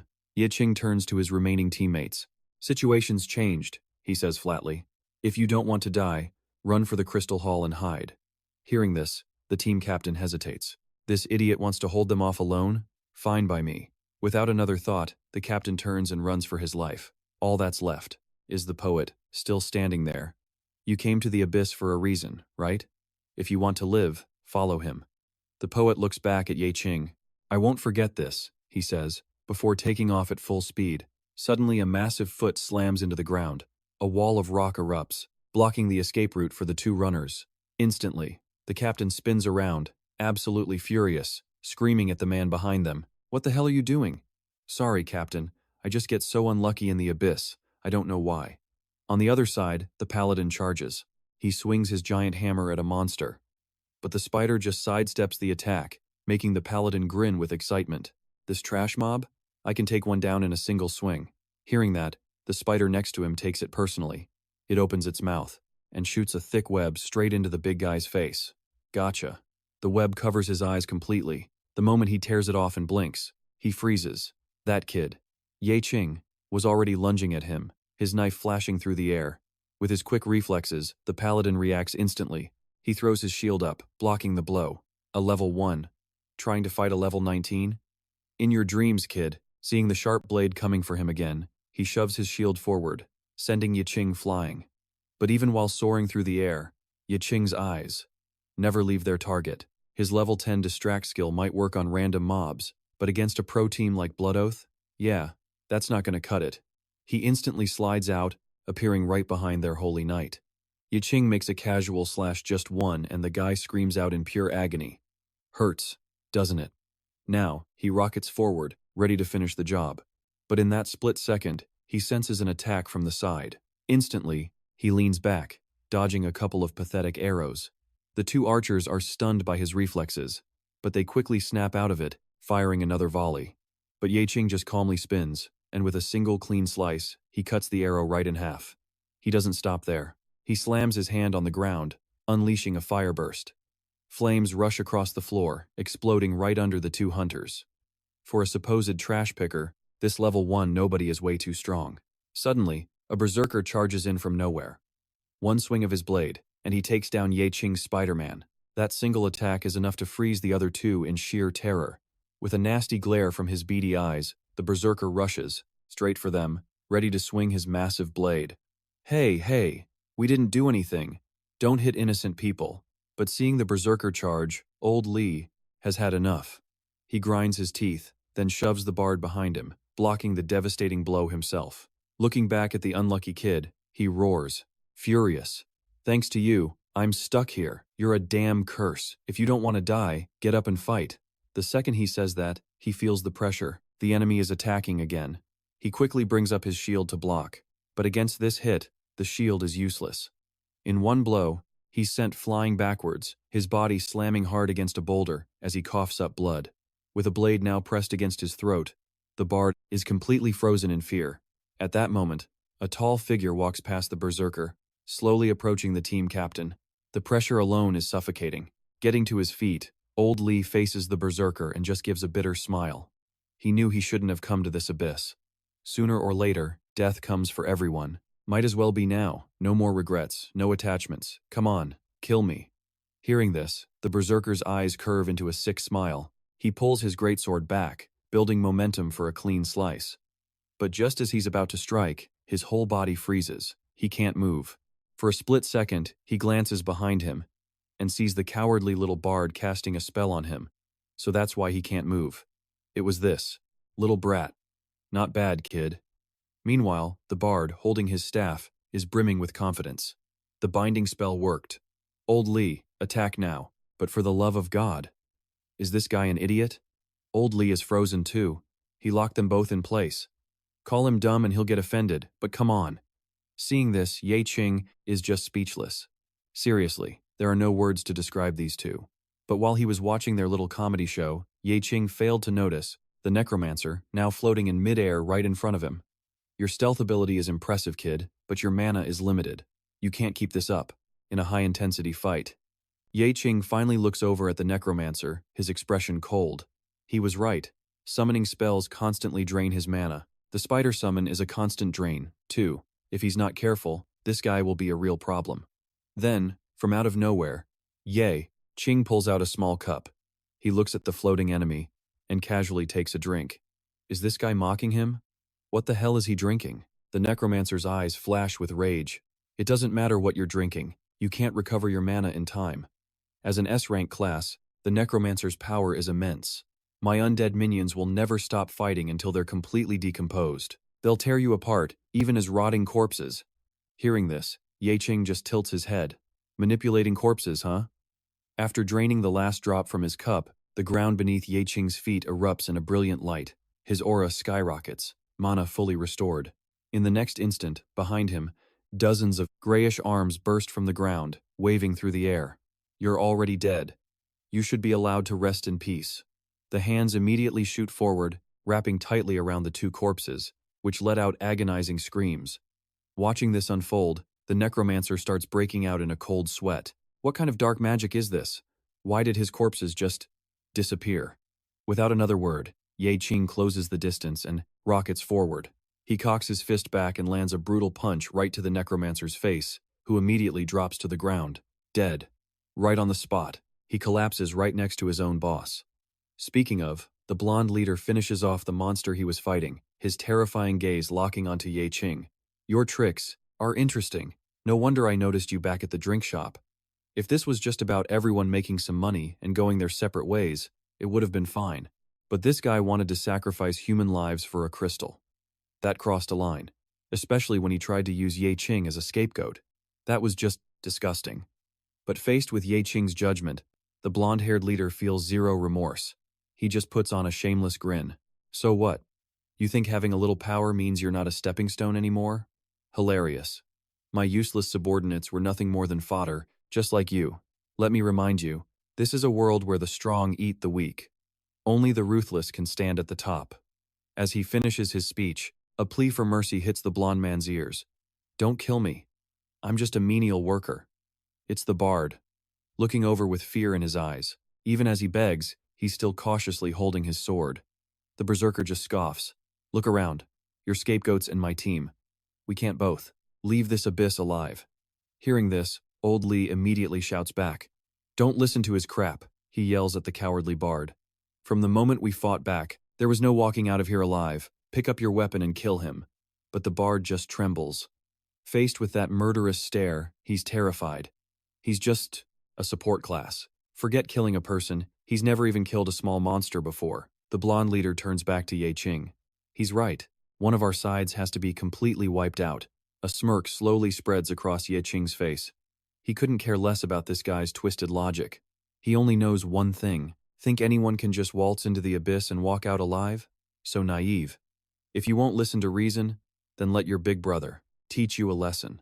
The second he finished speaking, the blondie's hand balled into a fist, unleashing a devastating punch right at the kid. Bam! The impact sent Ye Qing flying backward, slamming him hard against a huge rock. The power in that blow was just insane. You could feel it. This was, without a doubt, the strongest creature he had ever faced. Ye Qing's eyes widened in pure shock. The blondie, with his massive ox-like frame, had already closed the distance. With his insane reflexes, Ye Qing leaped just in time, narrowly dodging a fatal blow. Man, that was way too close for comfort. Glancing back at the lucky kid, the blondie smirked. To him, in the face of his overwhelming power, every other living thing was just trash. And that, of course, included Ye Qing. Meanwhile, old Li's voice was screaming in the poet's ear, "If you hesitate now, you're dead meat." And he was right. The warrior finally broke free of the poet's control, swinging a massive hand right into his young face. The force sent him scraping across the ground, blood trickling down his chin. The warrior stared down at the pathetic kid cowering beneath him. The berserker raised his blade high, ready to end it.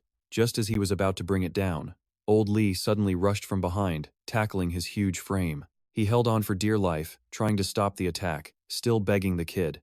"Make your move. Come on, you useless punk. There's a limit to being worthless." But the warrior just threw him off. In the same motion, his blade sliced a deep gash across old Li's chest. As he fell backward, old Li still managed to shout to the kid one last time, "Do something." Lying on the ground, the man just reached out, grasping at nothing. "Aren't you supposed to be strong? You're the team captain." Watching the man's hopeless struggle, the poet trembled, on the verge of tears. He remembered telling Ye Qing their squad was just cannon fodder, so he'd made himself captain. Back then, he just figured that if he was the leader, he wouldn't have to fight monsters himself. But now, desperate and on the ground, fight something this dangerous? He was too cowardly to even attack. He was useless, not strong at all. Just a naive, inexperienced chicken. That's all he was. "Please, old Li, forgive me. Past, present, future. It was always the same. In every party, he was just dead weight. You're the only one who can't even deal damage. You think you can leech EXP with a few buffs?" Another voice from his past echoed. "Your buffs fail half the time anyway. Have you no shame? Get out of my party, you useless chicken." But then, in his darkest moment, a man had appeared before him. "Your class is a level 3 bard, right?" Unbelievably, this person didn't look down on him. In fact, he invited him to join. Back in the fight, Ye Qing was slammed into a wall by a single kick from the boss. But he wasn't done yet. He instantly flew forward, landing right in front of him, a confident smirk playing on his lips. "This is Azure Dragon Force, a fighter's martial art. Watch closely, kid. It deals continuous true damage, directly to your internal organs. Keep using magic, and the injury will only get worse. You might even just drop dead." And then, another punch. He slammed his fist into the ground, and the shockwave was strong enough to shatter the entire area. This move was a trump card designed to cripple a master magic user. A master just like Ye Qing. Luckily, he managed to dodge it, but it wasn't over. The boss's speed was just unreal. Escaping seemed impossible. Any more hesitation and he was toast. Ye Qing quickly turned and ran, with the big guy hot on his heels. He glanced back. Using a skill causes a debuff, huh? He could really use one of those. But wait, a debuff? Just then, the boss flashed right next to Ye Qing. At that exact moment, he tried to call out to the poet, Zhu Tong.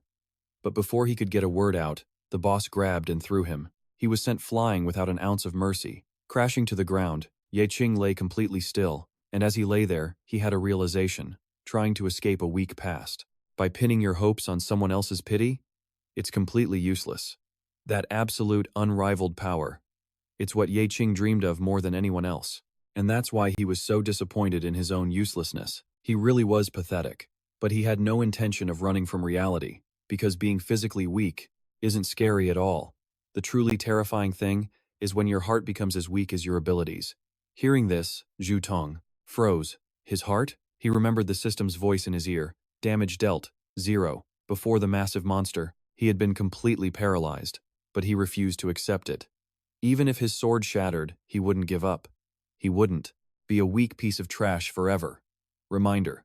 Critical hit. 1 point of damage. The moment that notification sounded, his broken sword pierced the monster's eye. He brought it down. After so many tries, swinging his sword again and again, the useless kid had finally killed his first monster. The moment Ye Qing found the courage to take that first step, he knew his entire life had been preparing him to become a king. If you start as trash, you can still become a king in the future. Hearing those words, Zhu Tong stared at the sword in his hands. If I don't get stronger, I'm going to die. Instead of being a laughingstock, hiding from every fight, isn't it better to just become stronger? I want to become a king. Hearing this, the warrior behind him just laughed. A little level 3 support class, thinking he could pierce the armor of a level 17 tank. Go on, he mocked. I'll stand right here, give it your best shot. Faced with this contempt, Zhu Tong suddenly tossed his sword away, confusing the warrior. Then, he reached out and grabbed his microphone. Poetic grand exorcism art. Seeing this, not only was the warrior stunned, but even the big boss was shocked. What the hell is going on? What's going on? Simple. Ye Qing just found the strongest support in the entire world. A system window popped up. Status: encouraged. Damage increased by 15%. 15% speed boost, 15% resistance boost, and another 15 to all attributes. It's time. A blood nightmare is summoned. Right then, from behind the warrior, a shadowy figure slowly materializes. Instantly, Ye Qing's nightmare latches onto the warrior's body, wrapping around him, holding him tight. No escape. Seeing that goon completely trapped and struggling, Zhu Tong glances over at the main event. And yup, Ye Qing is still going all out against the crew's leader. A blur of motion in the chaos. He's moving so fast, dodging every single attack. A weave to the left, a duck to the right. Ye Qing's speed is just unreal, making it impossible for the boss to land a single hit. With his insane mana pool, his body's regeneration is off the charts. Ducking low, Ye Qing's eyes flash with a brilliant light as he lunges forward, dagger in hand, launching his own counterattack. The move forces his opponent back, and seizing that tiny opening, Ye Qing strikes again. This time, his blade sinks deep into the man's shoulder. After that hit, the Blondie's reckless assault comes to a dead stop. The wild attacks are gone. Now, he's actually watching his opponent, analyzing him, his armor. It was completely useless against this kid. How could that beat-up old dagger have pierced right through it? Even Ye Qing himself is a little shocked. The special effect of his weapon, the flesh-rend ability that ignores all defense, it actually works. But the debuff is still active. He's losing blood, and fast.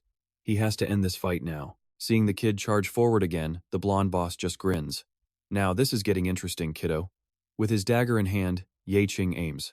Right for the man's face, forcing him to lean back to dodge. But in a flash, the boss parries, catching the blade with his bare hand. The guy is overflowing with confidence. He's got 20 years of training and fighting under his belt. How could he possibly lose to some little punk? In the next moment, he pulls his hand back and forms a fist, smashing it straight into Ye Qing's face. Crack. So, you feel the difference in our strength now, kid? That single punch sends Ye Qing reeling back, blood gushing from his nose as his dagger flies from his grasp. The boss looks on, completely satisfied. You see, fighters have two paths. They can ascend to become the king of destruction, relying on pure power, or a master brawler, relying on skill. But honestly, after hearing this guy's monologue, Ye Qing is sick of it. He spins around, throwing another punch. Fist meets fist with a thunderous boom. Against this guy's brute strength, Ye Qing has to brace himself, giving it everything he's got. Of course, the boss is still obsessing over his own power, because to him, all that fancy technique, it's just a weak excuse for real destructive force. Now, open your eyes and watch this. Ultimate skill, Heaven, shattering ice fist. The attack connects, blasting Ye Qing backwards right before Zhu Tong's horrified eyes. Already exhausted, Ye Qing couldn't handle that massive blow, and he's sent flying, crashing hard into the ground in a cloud of dust. But this time, he's about to seriously disappoint the big boss. In a split second, he lands on his feet, recovering his balance and shattering the rock beneath him into 1,000 pieces. Seeing this, the boss just scoffs. He thinks every move Ye Qing makes is just plain stupid. You really want to face my ultimate skill head-on? Don't you get it? There's no way I can lose to a little brat like you.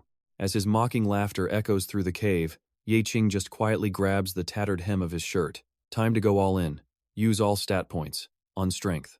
Then he rips the shredded fabric away, revealing a lean, powerful physique. The system's voice rings out. 176 free points have been allocated entirely to strength. As Ye Qing steps forward, the boss's smug grin vanishes. Strength? So what? But looking down at his own hands, Ye Qing has never felt more calm. In an instant, his power stat has skyrocketed. Even his muscles have changed, becoming denser. But to the boss, all of this, it's still nothing.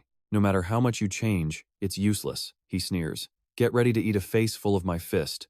But Ye Qing doesn't respond to the arrogant trash talk. He just silently pulls his hand back. He has no idea how a brawler's skills will hold up against pure destructive force. But this time, dumping all his points into raw power should be enough to counter that punch. And just like that, Ye Qing's muscles bulge as he throws his fist forward, meeting the boss's own attack head-on. Fist against fist. Again. This time, the power radiating from the impact is absolutely insane, and in a flash, the boss's hand begins to ripple like a wave. The bones inside can't handle the overwhelming force from Ye Qing's punch, and he's sent flying backwards, staring at his now mangled hand. He absolutely can't believe his eyes. How? How could this little brat's punch send him flying? After landing that devastating blow, Ye Qing doesn't stop, not for a second. He launches himself high into the air, diving straight for the boss, who's still sprawled out on the ground. A massive shockwave erupts with the final blow. Ye Qing smashes his fist right into the man's face. The sheer force cracks the very ground around them. After a moment of dead silence, the young man stands over his enemy, one hand pinning his head down, the other cocked back into a fist. I'm not going to give you time to be scared, because this fight needs to end. Right now. Hearing those words, the boss's eyes fly wide open as a memory hits him. Starting today, you're on the Meat Shield squad. Flashback. 8 years ago, a voice commanded him to clean every piece of gear. They'd need it to raid the deeper dungeons. Scrub it clean. That was the rule of their crew. The weak exist only to polish the boots of the strong. If you want to become an official member, then you better prove yourself. But looking at you now, I bet you'll be a human shield for the rest of your life. That sarcastic voice, he remembers it so clearly. He just had to prove he wasn't useless, and he could climb his way up from being a nobody. Fine, I'll prove it. Just like that, facing a monster far bigger than himself, the young man charged, slamming right into it and taking it down in one go. See? Not so hard. But just as he killed the massive beast, another one appeared right behind him, and with a single punch, he was flattened, crushed into the ground in a pool of his own blood. The diagnosis: jaw shattered, 8 broken ribs, a punctured heart, liver, spleen, and kidneys all destroyed. The parts to rebuild his body would cost a fortune in spirit stones, but Abyss Science had found a way to extract valuable cells from Abyss creatures and graft them directly into the human body. And as luck would have it, his DNA was a perfect match for the monster's cells. The good news? He would live. The bad news? He was now a hybrid. A total mutt. Prove you deserve to be an official member of the Lion Hunters. Wear this. Become my right hand and my loyal dog. Teammates? You won't need any. They're all dead. This is the new world. A world where people eat people. That's the rule. If you can't prove your worth, you're nothing but trash. These memories, they flash through Zira's mind, and something inside him snaps. He suddenly breaks free, grabbing Ye Qing's arm with a savage roar, like a wild animal. The system alerts pop up. Unshakable. Defense drastically increased. Destructive power increased. Speed skyrocketing. And in that same instant, Ye Qing is genuinely shocked by his enemy's power. He glances down. The hand he'd crushed just moments ago? It's almost completely healed. He can regenerate? Just then, Zira loses it. He swings a massive fist right at Ye Qing's face, screaming. A single punch sends Ye Qing flying backward. Now, Zira raises his hand, summoning a dark energy from his palm. The essence of a demon crystal is pure, condensed energy. During the blood moon, that power becomes something else entirely. Something special. And because this man was implanted with monster organs, he can now absorb the power straight from these demon crystals. He shoves the crystal into his mouth, crunching down on it. In a flash, his power is set to surpass even an abyss-level boss. At that moment, Hegzera's body begins to warp. Horns sprout from his head, from his shoulders. A system alert rings out. Boss Rodrigo Sierra has been detected, just as another alert sounds for Ye Qing. Berserk state has ended.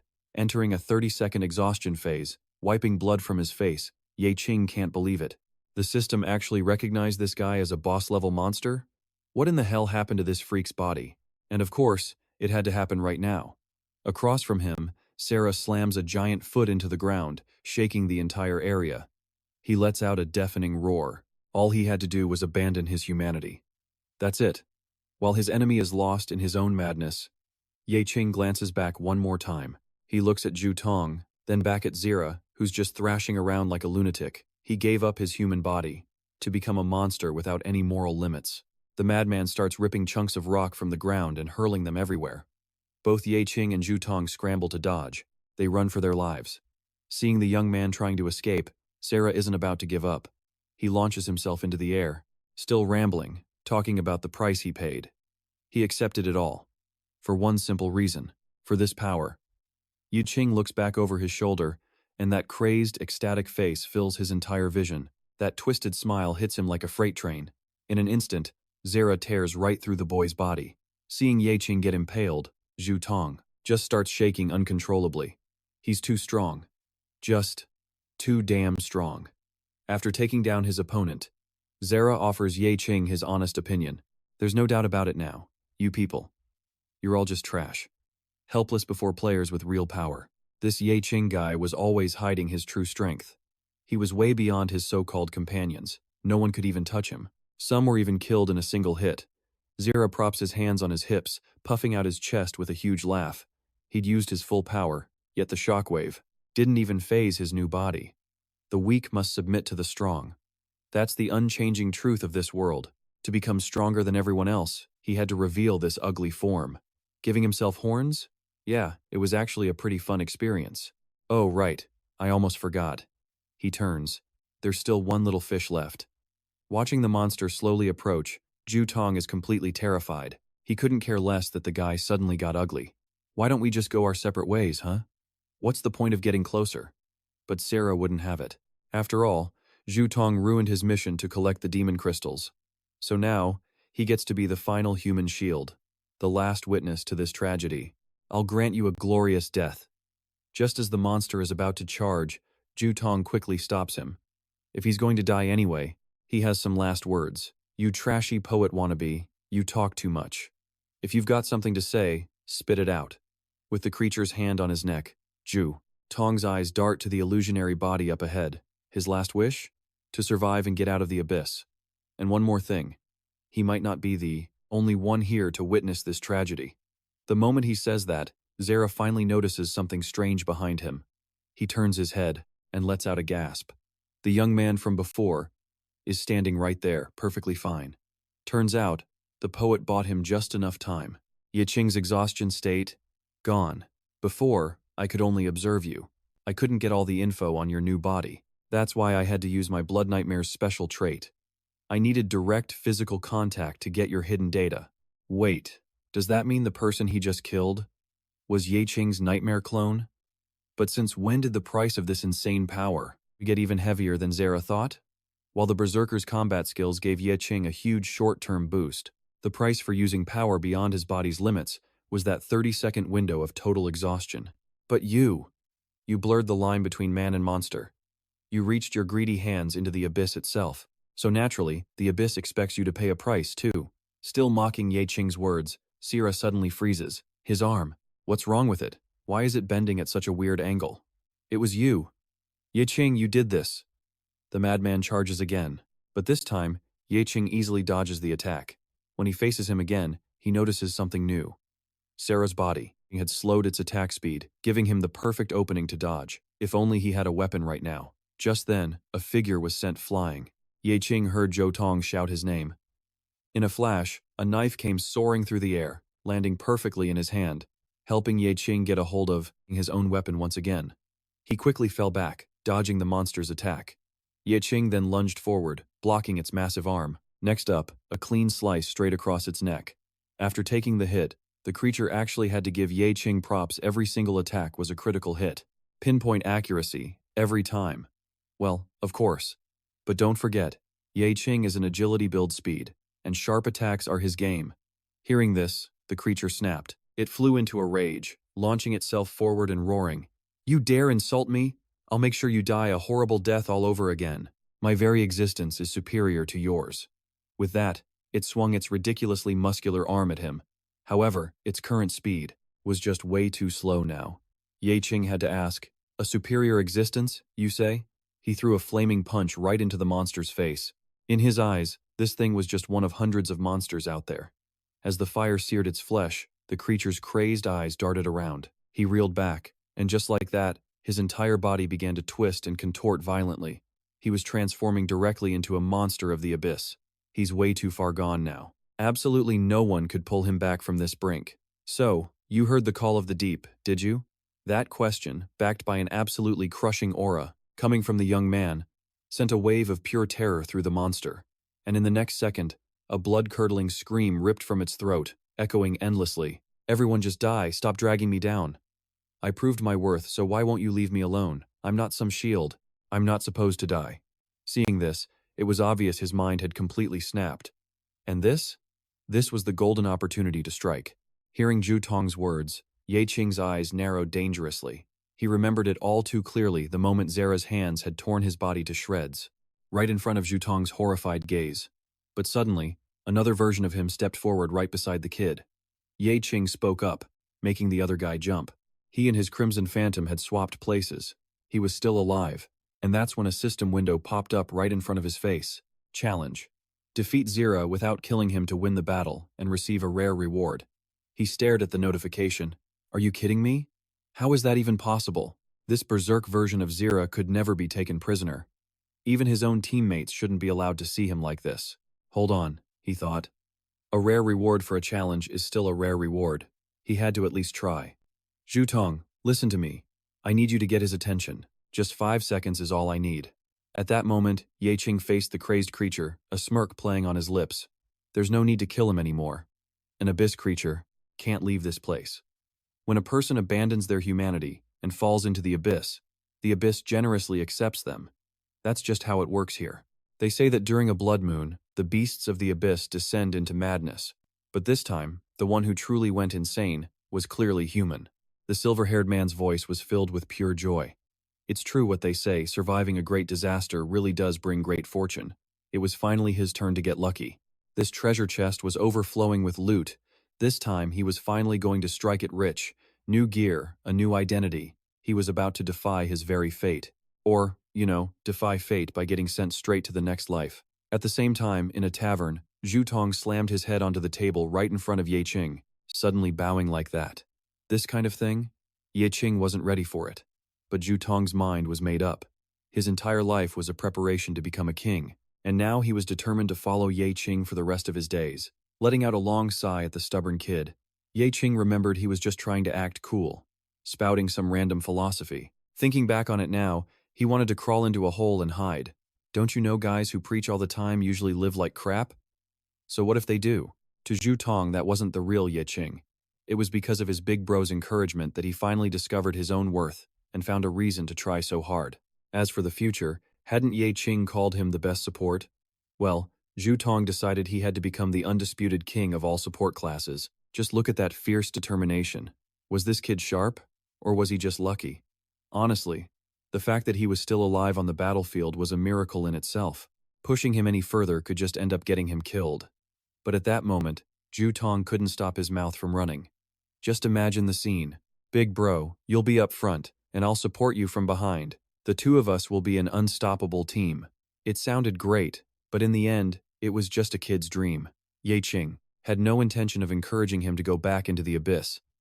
The moment those words came out, it was like a lightning bolt struck Zhu Tong. What? What are you saying, big bro? If your only ability is making others stronger, but you yourself are so weak you need someone to protect you, I'm sorry. That doesn't make you a qualified supporter. Ye Qing knew this was harsh, especially after just building the kid up, only to tear his dream down. He just didn't want him risking his life anymore. With a flick of his wrist, 1,000 mana crystals were transferred to the kid. This is everything I have. It's enough for you to live well for a long time. But promise me, don't step foot in the abyss again. Hearing this, Zhu Tong just lowered his head. He knew it was true. His big bro was only saying this because he cared for him. But, no matter what, he could never accept living like worthless trash in this world. He'd rather die than be looked down on by others. Just look at that. That look in his eyes had a convincing power, the kind that made it impossible to refuse. If you can't protect yourself, how can you protect others? And if I remember correctly, my scepter only takes one hand to wield, right? He slammed Old Lee's single-handed blade right onto the table, From what Yi Qing knew about the poet class, it was a hybrid type, half magic-based and half physical-based. They used enchanted weapons. With a magic weapon, they could cast powerful buffs and crippling debuffs. They could even control certain types of offensive spells. You couldn't swing this blade for old Li back then. So from now on, work hard. Swing it for him. That's what you need to do to honor him. Grabbing the weapon, Ju Tong's resolve hardened. I don't need these mana crystals. Give them to old Ju's and old Li's families instead. Besides, the two of us will earn way more in the future. At the same time, over by a blood-red gate, a woman reviewed the latest intel. After the Blood Moon incident, an S-class squad of job changers was sent in to eliminate all the monsters in the lower abyss. 8 bodies belonging to the Crimson Oath team were found. Their captain, Zera, had been severely corrupted by the abyss and had completely transformed into a monster. He's now a primary target for elimination. In addition, they found numerous unrelated bodies, including one very familiar face, Chen Xingdian, the man recently accused of murdering his teammate. He was wearing high-grade equipment when he was discovered, suggesting that after Zera transformed, the two of them must have fought a brutal battle. But in the end, Chen Xingdian was killed. He must have been an unexpected variable in their plan. So, does this mean our plan failed? Zera was nothing but a useless dog anyway. He couldn't prove his worth, so all they could do was find more people. At Shenfeng City People's Hospital, inside a dark, quiet room, it realized it was too weak alone. It needed to find more people. Meanwhile, at the Shenfeng City People's Hospital, inside a dark and foreboding space, a man, huddled in a corner, clutching his head in agony. "Forgive me," he whispers. "This time, I was forced. I had no other choice." In his hand, a dark key materializes. Black energy begins to boil off of it, flooding the room, seeping out into the hospital, and then onto the main road. Total chaos erupts. People are screaming. What are these shadowy tentacles? And in the middle of it all, they see it. What is that thing? Is that an abyss gate? Hurry, call the police. But it's too late. The city is already engulfed in flames. Giant, horrifying monsters crawl out from the portal. They destroy everything in their path. A young couple runs for their lives, hands clasped tight, trying to escape the massive creature chasing them. Xiao Chu, run faster. But in an instant, a colossal leg sweeps them off their feet. The boy is sent flying. He can only watch in horror as the girl is snatched up and swallowed whole. Ye Qing jolts awake, screaming. The same nightmare. It's always the same. He's drenched in a cold sweat, his breath coming in ragged gasps. He slumps back onto his small bed. Ye Qing is completely exhausted. That dream. Again. He quickly grabs his phone to check the time. If he remembers correctly, today is the day. Heading to a familiar flower shop, Ye Qing places his usual order. 1 bouquet, please, Miss Zhang. He's on his way to visit his sister. A lot of work came up, that's why I'm so late. Hey, a new haircut? It doesn't look half bad. Yeah, he says. Mr. Jun pulled me into his shop on the way over to practice his skills. You have these displayed outside too? Let me help you with that. But as he steps out, Ye Qing freezes. A convoy of military vehicles just sped past. That's strange. A lot of cars have been heading towards the hospital, Miss Zhang notes. I even saw some belonging to the job changers. Something was wrong. Hearing that, Ye Qing's blood runs cold. The hospital? Without another word, he takes off, soaring into the air, leaping from one building to the next. In seconds, Ye Qing arrives at his sister's hospital. And there it is, a giant gate, surrounded by caution tape. How could an abyss gate appear here? He lands on the ground, and a police officer rushes to stop him. Civilian, get back. This area has been sealed off. But Ye Qing doesn't even acknowledge him. He walks straight past the cop, his eyes locked on the gate. The young officer just stares, stunned, before his captain smacks him upside the head. What are you doing? Why did you just let a civilian walk in there? Sir, don't. That kid. He's like the others who went in earlier. They're not people we can afford to mess with. The closer he gets to the abyss gate, the stronger its energy feels. Just wait for me, Xiao Chu, he thinks. This time, I swear I won't let you go. And he steps into the darkness. Inside, Ye Qing's eyes dart around, taking everything in. The abyss has warped the space, making the hospital's interior feel vast and alien. It was way bigger than the physical building. Just like that shopping mall incident. He looks ahead into the shadows that blanket everything. This area has already been cleared out. A team of professionals must have gone in before him. He spots a small, empty bottle on the ground. It was drained completely. Must be a well-funded hunter team, he notes. This large-sized mana potion wasn't something your average pro could afford. Without hesitating, Ye Qing instantly recharges the vial. A convenient skill. Just one drink restores 85% of his mana, gets rid of most of his fatigue, and cuts all mana consumption by 50% for the next 30 seconds. Ye Qing plans to search the abyss for Xiao Chu all by himself. The mana drain was going to be insane, so he needed to be prepared. Standing in the oppressive dark, he sees the path ahead split in two, left and right.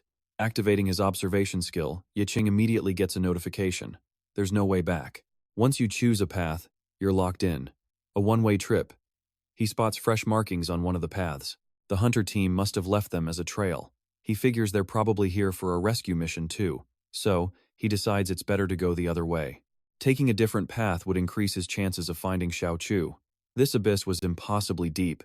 No telling how long it would take to reach the core. Worst case scenario? He'd have to search every single branching path. No time to hesitate. A normal person wouldn't survive long in here. He had to hurry. He dashes forward, a blur in the dim, surreal space. As he moves, Ye Qing notices something. The freshly laid red carpet on the ground means this area has never been explored before. Looking back, the path he came from was swallowed by darkness, a one-way barrier. Ye Qing had seen this kind of sealing magic before. If he got trapped in this maze, he could at least mark a part of the area on a map. Argos Eye, open map, he commanded. But instead, a system notification popped up. Unable to display map outside the designated area. No wonder they were carving marks into the walls. In this abyss maze, the navigation system was completely useless. This had to be the legendary abyss rules. Is this a trap room? He wonders. No. Ye Qing couldn't hear any mechanical sounds. In fact, the room was eerily quiet. But as he's thinking, a shadow flashes behind him. A figure lunges, swinging a massive axe right for his head. In that split second, the young man just barely manages to dodge the Reaper's scythe. That was way too close. He sidesteps, his own blade flashing as he slashes a line across his opponent's stomach, cutting the creature in two. But the attack was completely useless. In a moment, the two halves pulled themselves back together. A notification popped up. Ineffective. Physical resistance? The monster then let out a deafening roar, unleashing a powerful shockwave. The sound was so intense it felt like it would tear his eardrums out. Another prompt. Status. Deafened. Unable to hear sounds. Awareness significantly reduced. Ye Qing had seriously underestimated the danger of this abyss. This wasn't just a monster. It was a rule-based creature. And then he remembered. He'd seen one before. 3 years ago, Ye Qing collapsed onto a pile of rubble, absolutely horrified by the scene before him. In front of him stood statues with every possible expression. Terrified faces, twisted smiles. Walking through here at night would scare anyone half to death.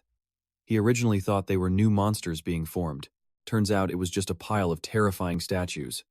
Can't let any pieces go to waste, though. Ye Qing had to pick them all up. But as he was busy gathering the fragments, the statues were suddenly right beside him. Their lifeless faces, their eerie, foolish grins, staring right into Ye Qing's soul. He scrambled backward in fear. Was he hallucinating? Weren't they just buried in the rubble a second ago? Just then, a voice whispered from right behind him. Don't turn around. Look at them. Don't take your eyes off them. These are weeping statues. Weeping statues? What the hell was that? The name alone sent a chill down his spine. Look at them, not me, the voice urged. Monsters from the abyss follow a certain logic. The higher the monster's level, the stronger that logic is.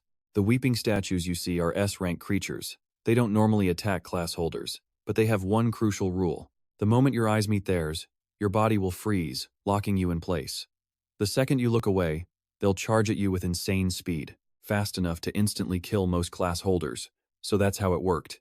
Ye Qing had to follow this guy's lead, back away slowly, until he was out of the room, without even blinking. After hearing the plan, they both began to retreat, eyes locked on the statues in front of them. As he backed up, Ye Qing's foot suddenly snagged on a broken brick on the floor. He lost his balance and fell backward. The box of gems he was holding flew open, scattering everywhere. The chaos made the person next to him instinctively turn his head to look. And just like that, the statue's eyes began to glow. Their feet slammed hard onto the ground. In the confusion, the young man in the yellow shirt accidentally hit something on the wall. In a split second, a massive wall slammed down, severing one of the monster's arms and, miraculously, keeping them both safe. At this point, Ye Qing was beyond stressed. He finally let out a sigh of relief and collapsed onto the floor. Thank you so much. We're alive because of you. The man in yellow saw the kid sweating on the floor and breathed a sigh of relief himself. You got really lucky. If you had tried to attack those weeping statues, you'd find that not only can you not harm them, they would have killed you instantly. In the blink of an eye. We might be scavengers with weak combat skills, but our experience is second to none. If it's immune to physical rules, then magical attacks must be its weakness. Great Flame. Just as he was about to attack, Ye Qing stared at his hand in shock. It was burning with intense flames. Way too hot. Damn it. He still couldn't control his fire element properly. He could only manage basic fire attacks. While he was muttering, a card suddenly appeared in front of him. He instantly dropped to the ground. A scythe whistled past. He wiped a smear of blood from his face. They still hadn't found Xiao Chu, and he was already trapped in the very first room. This couldn't continue. The spirit had physical immunity, but its main attack was physical. What a weird combination of rules. The monster charged again, nearly cutting Ye Qing in two. Luckily, his legs were strong enough for him to dodge. But it wasn't over. The monster lunged again. Facing its scythe, Ye Qing had no choice but to raise his blade to block. Wait a second. He could block it? The rules, the mechanics, it all finally clicked. The spirit only becomes corporeal when it's in the act of attacking. Its scythe was still solid from the last swing. That means it not only lost the protection of its physical immunity rules, but physical attacks had now become your greatest weakness. Seizing the moment, Ye Qing didn't hesitate, unleashing a flurry of slashes on his opponent. Very quickly, the creature dissolved into nothing. At that moment, streams of energy appeared in mid-air, twisting together to form a sphere. And once again, the monster reappeared. A second form? Now this was getting interesting. The creature threw its arms to the sides as energy radiated from its body, engulfing Ye Qing. After a deafening scream, his hearing was gone. He couldn't see properly. Should he activate his blood clone to save himself? No, he couldn't. Ye Qing had just used that skill. It needed at least 30 seconds to recover, and his remaining mana couldn't handle the doubled cost of using it again so soon. He raised his hands to block the attack, and was stunned when a cut appeared on his shoulder. He had no time to react. He only avoided a fatal blow through pure luck. And he had just run into a monster with this bizarre attribute. But with no way to break free, he activates the piranha's super regeneration. The wound seals. The deafness is gone. Now, Ye Qing just needs to get his health up before he's killed for real. Who would have thought? This second form spirit is actually afraid of bright things. Even the faint light from his healing skill kept it at bay. If that's the case, Ye Qing gets an idea. He extends a hand, summoning a fireball. The monster smirks, thinking it's a trick.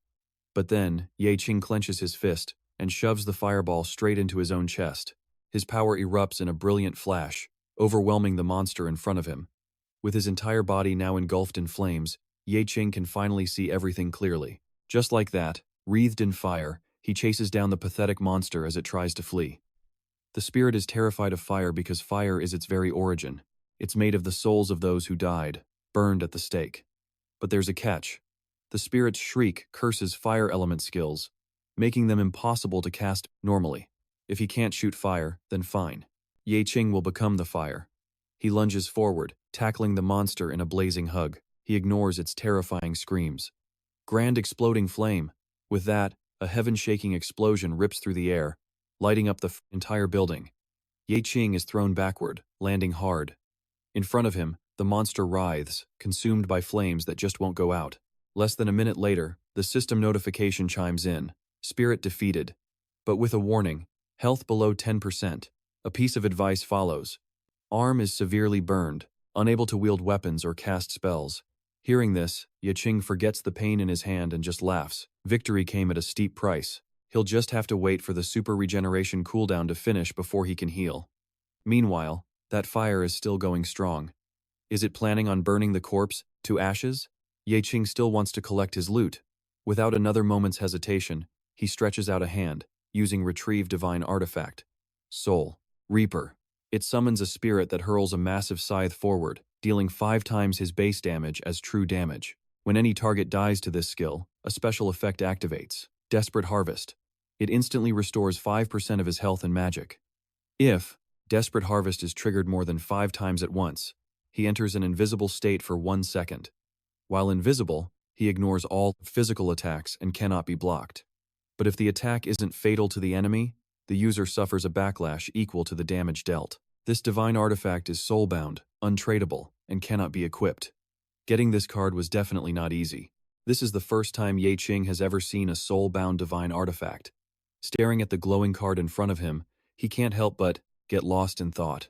The Soul Reaper Scythe seems to convert kills directly into health and mana. If he was surrounded by a huge group of enemies, this thing could turn the entire battle around with a single move. However, the price for using it is insane. If the attack doesn't kill the target, he'll take the full damage back. He could even die instantly. He'll have to pick the perfect moment to use this effectively. Standing alone in the darkness, the black miasma around the teenager slowly fades away. It seems the seal on the main door has finally been broken.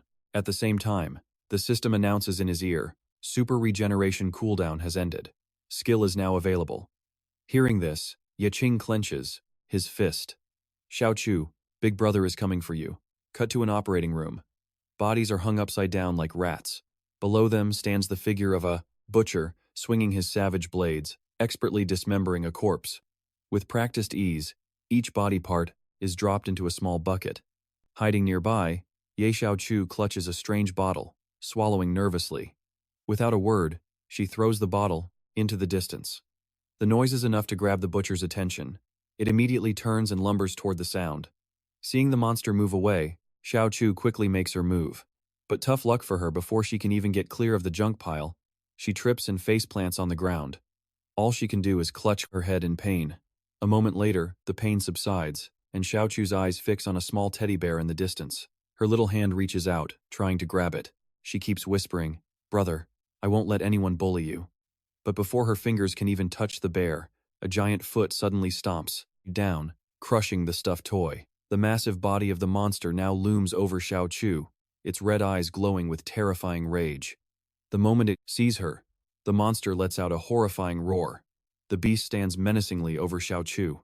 She's completely terrified, frozen solid on the ground, calling for her brother. Just as the monster raises its huge blade to strike, suddenly, a black shadow appears from behind, moving so fast the naked eye can't follow. In a blur, a blade flashes with lightning speed. In a single strike, it effortlessly severs the monster's shoulder. The attack stops just inches from Xiao Chu's face, the one who saved her from the brink of death. None other than the dual-wielding swordsman, Nameless. He glances at the stunned girl on the floor, then coldly turns to leave, not even giving her a second look. But she's not letting her savior go that easily. Xiao Chu calls out, running to hug his leg, begging him to get her out of this place, to save her. At this, Nameless pauses, glancing back slightly. He tells her he's already killed all the monsters here. She can hide here safely. But if she follows him, she will definitely die. These words, however, have absolutely no effect on Xiao Chu. Her eyes are full of determination. She has to survive to see her brother again, because that was the promise they made to each other. Flashback. 5 years ago, according to the doctor's diagnosis, the spinal nerves were severely damaged. He feared she would never be able to walk like a normal person again. The fact that her upper body could still move was a miracle. In other words, she would never be able to stand up again. Right? That's correct. Severe spinal nerve damage is, theoretically, incurable. Theoretically, he said. So, according to the doctor, that means there's still a chance. A healing guild, right? So what's Ye Qing supposed to do now? In theory, modern science is useless here, but he's heard stories. Rumors of blind patients suddenly regaining their sight deep inside the abyss. It seems a new kind of cure has emerged from that terrifying world. A treatment for diseases that are completely incurable in the real world. Maybe it's a mysterious potion, or some kind of artifact that just breaks all the rules of science. If his sister's disability was caused by an abyss monster, then maybe the cure is waiting down there too. He looks down at his own scraped hands. The abyss, huh? A sliver of hope. Down in that hellhole there might actually be a way to heal her. All he needs is the power to get inside. If he can just get into the abyss, he can save his sister. Simple. Except it's not. Only job holders can enter the abyss, period. For a regular, powerless guy like Ye Qing, stepping into the abyss isn't a journey. It's a death sentence. But hey, instead of worrying about that impossible dream, he needs to focus on the nightmare right in front of him. Even normal hospital bills cost a fortune. Her daily treatment costs at least 8,000 yuan. Hearing this, Ye Qing just bows his head to the doctor. He swears he'll find a way to get the money. His sister's life is in the doctor's hands. The doctor promises to do his best, but gives him a sharp look. Just make sure you pay the bill. The second Ye Qing steps out of the room, the nurses start whispering. That poor kid. Parents died on the same day, sister's sick. He's carrying the weight of the world on his shoulders. Tragic. Absolutely heartbreaking. But Ye Qing flashes a huge, bright smile as he pushes open his sister's door. Xiao Chu. Big brother's here, she pouts, complaining he was gone for too long. He just sits on her bed, ruffling her hair. He was just getting instructions from the doctor, that's all. And oh, right, he tells her he's about to go to a place called the Abyss. Her eyes widen. The Abyss? Is it safe? Of course it's safe, he lies. Not dangerous at all. He just has to follow the others. That's it. And he almost forgot. From out of nowhere, Ye Qing pulls out a small teddy bear and hands it to her. He explains that he can't be by her side every day for a while. So when he's not here, this little bear will protect her for him. But how could a toy possibly make Xiao Chu feel safe? Ye Qing is the only family she has left. She doesn't want him getting hurt. Don't go where the monsters are, but how can he not? He tells her he just found a new job. One that pays really well enough to finally heal her legs. All she has to do is wait just a little bit longer, and she'll be able to stand again. But if Ye Qing has to do something incredibly dangerous to get that money, Xiao Chu would rather stay in a wheelchair for the rest of her life. She makes him promise. Swear to her that he will never, ever risk his life. Back in the present, Xiao Chu's hands are still clinging to Wu Ming's leg. Her logic is heartbreakingly simple. If she's in the abyss, her brother won't have to enter it to find a cure. She won't let him risk his life for her again. She refuses to die. Seeing that fierce determination, Wu Ming has to admit, she has a serious will to live. Interesting. But he's ice cold. If a monster attacks you, he says flatly, I will not save you. At least the wheelchair isn't broken. You are not my client, he continues. So whether you live or die is none of my business. Wu Ming tells her to worry about herself. But Xiao Chu just says she'll follow him. She promises she won't be a burden. Meanwhile, in another dark corner of the abyss, Ye Qing is moving through the shadows. As a scavenger, he's seen plenty of healing potions. They can fix almost any wound on your body. But there's a catch, a cruel one. They only heal injuries, inflicted by abyss monsters. It's one of the fundamental laws of this place. Your body's state from the outside world is locked in. If you entered the abyss with a burn, no potion can heal it beyond how it was before you came in. It's a hard, unchangeable rule. If it weren't for that, Ye Qing would have found a cure for Xiao Chu ages ago. Lost in thought, he suddenly stops dead in his tracks. Whoa, it looks like a brutal battle just went down here. The monsters in this area were way higher level than the job holders who fought them. More likely, the job holders walked right into an ambush. They were trapped, then slaughtered. Looking around, there isn't a single monster left. So, some must have survived and escaped. But wait, that massive beast. It was sliced completely in half. By a single blade. His inside eye can't detect any trace of magic. Most of the dead were agile, intelligence-based job holders. So this was done. With pure, overwhelming force. Which means whatever did this is on a whole other level than these guys. To be precise, it's a completely different kind of existence. On the other side of the abyss, pushing a wheelchair is an exhausting struggle for Xiao Chu. She follows Wu Ming in silence, too scared to speak. Every time he stops, she stops. Suddenly, she looks up. 4 beams of light flash from above, shooting straight towards Wu Ming. They slam into his body, pinning him to the ground. It looks like he was killed instantly. Xiao Chu panics, tears streaming down her face. She lets out a terrified scream. But then, Wu Ming just stands back up. After that surprise attack, the gruesome wounds on his body begin to heal. They just close up. An unnatural, terrifying recovery. Xiao Chu, not knowing what's happening, rushes over. Are you okay? Does it hurt? Does it hurt? Does Wu Ming even feel pain? Flashback to 5 years ago. An A-rank abyss, the ancient tomb. A boss-level corpse king appears right behind a man. Its massive hands grab his head and neck, and with a slow, terrifying squeeze. Crack. The man's head is torn clean from his shoulders in one brutal motion. Seeing this, Wu Ming and his teammates can only stumble back in horror. But the bald guy behind them, he doesn't even flinch at the death. He just points forward, screaming at the top of his lungs, ordering them all to fight. He spent a fortune on this mission. Are you planning to let me eat crap? He roars. You're mercenaries. You took the money, now get in there and die. And then, the final blow. Remember, the man sneers, I paid double for your lives. Because Wu Ming is a criminal, with no legal rights, he can only join these private, unregulated hunting parties. They were just mercenaries, And in this crew of madmen, a few truly didn't care about living or dying. They were facing a suicide mission. So naturally, they demanded double the pay. All while the old man was still screaming, 100,000 credits. To whoever kills the corpse king. He'd come too far to give up on this final treasure. The one who kills the king gets 200,000. A swordsman for hire will do anything for cash. It was like watching a gambler constantly doubling down. Absolutely insane. The bargaining chip? Their own lives. The moment they heard that number, the mercenary spirits ignited. 250,000. Nobody touches our prize. Seeing the swarm of humans surround it, the corpse king flexed and let out a deafening roar. But a bald-headed merc just laughed it off and started warming up. 250 Gs are all mine. And with that, he and another fighter charged in, trying to ambush the corpse king. The creature's eyes glowed bright red. Then, with a single blow, it took them both down. Just like that. Effortless. Immediately, its eyes locked onto Wu Ming, a fist clenched, and slammed right into his face. After the hit, it puffed out its chest, a pure show of dominance. Seeing this, the rich old man started screaming again, but not to urge them on. He was begging for his life. Save me. I can only pay you if I'm alive. Remember, I'm the one paying for your lives here. Wu Ming rubbed his jaw, completely fed up with the old geezer's bossy attitude. Once more, as the monster charged forward, he launched himself right at it. He let out a yell, building momentum, and then decisively slashed down hard, right into the corpse king's gut. It was finally over. Instantly, a treasure chest and a strange necklace dropped in front of Wu Ming. Ignoring him completely, the old man rushed over and shoved Wu Ming aside. Get out of my way. Holding back a cough, Wu Ming didn't even bother to wipe the blood from his mouth.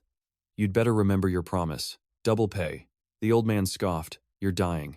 Why would you need money? Planning to spend it in the afterlife? You damn fool. I'm about to get rich. The price I paid for info on this hidden abyss was worth every single credit. Gleefully, the old man swung open the chest. A wave of energy blasted out from inside. The sight within was enough to make him stagger back in utter shock. The chest was empty. How can it be empty? Why is there nothing in here? He'd spent a fortune and got absolutely nothing. That rage was literally killing him. Overwhelmed by pure fury, the old man exploded. The cause? The curse of the sand of death. Watching the scene unfold, Wu Ming broke into a cold sweat. The sand of death curse is real? He touched a strange fluid at the corner of his eye. Had he been infected too? Wiping away the fluid, Wu Ming's eyes landed on the item before him. The corpse king's orb. Could this be the cure? He grabbed it. It was an immortal relic. An artifact used to bind the soul, turning the wielder into an undying creature. Soulbound. The holder becomes an immortal being. However, holy and healing magic will now inflict fatal damage. On the flip side, conventional damage. It can no longer kill the undead creature. The price of this transformation? Wu Ming lost his sense of pain, and his emotions warped. He had become unkillable. Seeing this, Xiao Zhou couldn't hide her shock. Wu Ming's blood. It's the sand of death? What kind of curse did you get hit with? Wu Ming gave her a cold glance, and simply walked away, ignoring her words completely. Below, the ground and discarded weapons were already soaked in fresh, red blood. Suddenly, an army of monsters roared and charged forward, swarming the young man up ahead. But this horde? It was nothing compared to Ye Qing.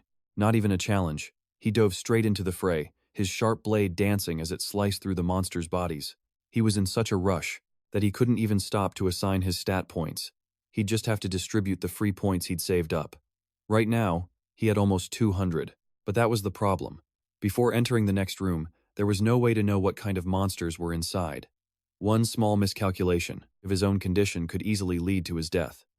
The creatures in the abyss weren't that strong, but you can't survive a war of attrition. As a huge figure charged him, Ye Qing simply leaped up and swung his knife across its neck. In just a moment, he'd taken down a good number of them. He didn't stop there. He whipped his blade around again, unleashing dagger dance. Suddenly, a system notification popped up. Current mana below 5%. Damn it.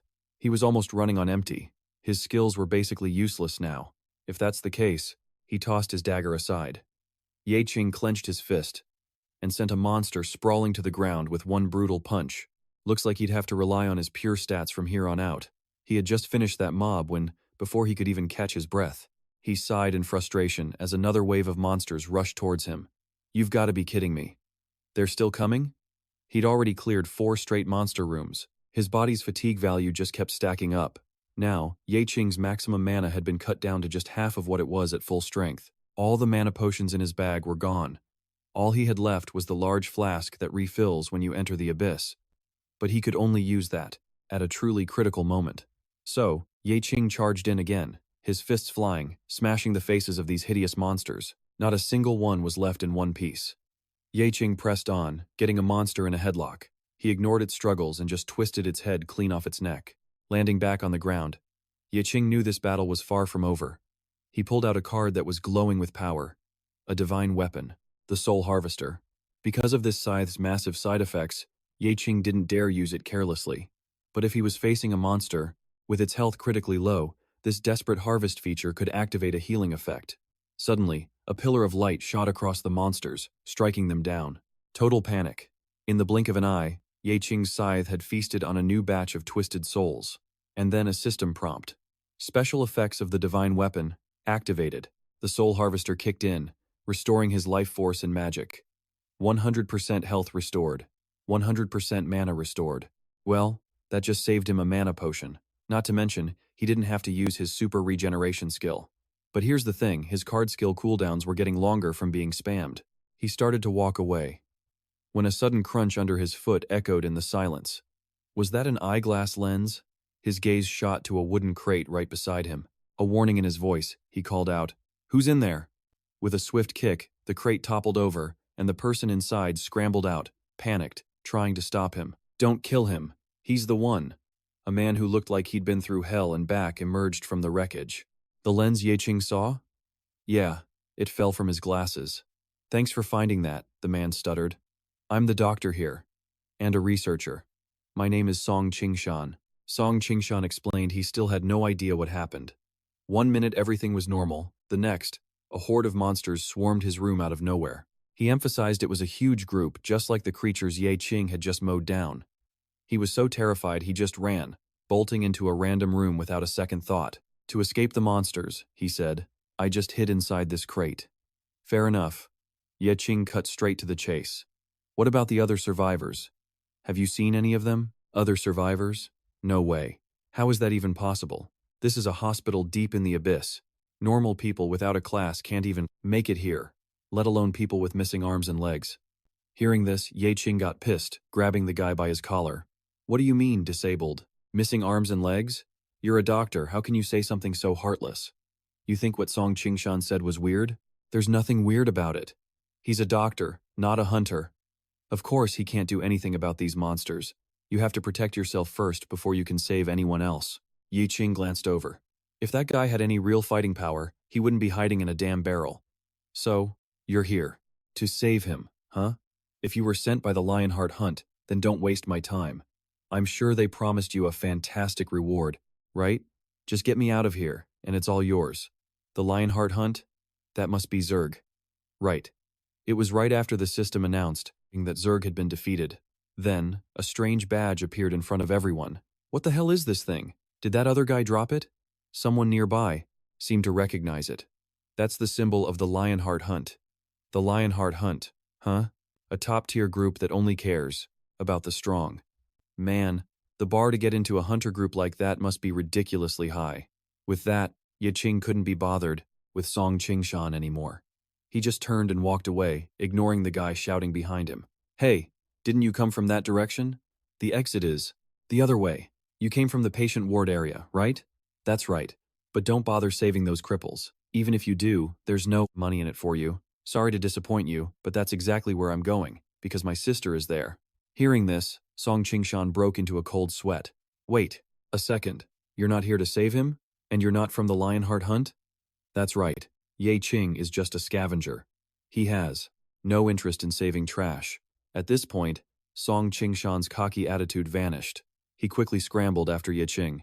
"Hey, expert, you must know this place has become a deep labyrinth. If you just follow the path you took to get here, you'll definitely hit a bunch of branching paths and get lost for sure. But I can show you the way. Let's go together. We can find your sister, and on the way out, you can take me with you, okay? What do you say?" Even after all that, Ye Qing said nothing. "Fine, I'll take your silence as a yes. Come on, this is the portal. I came from this direction."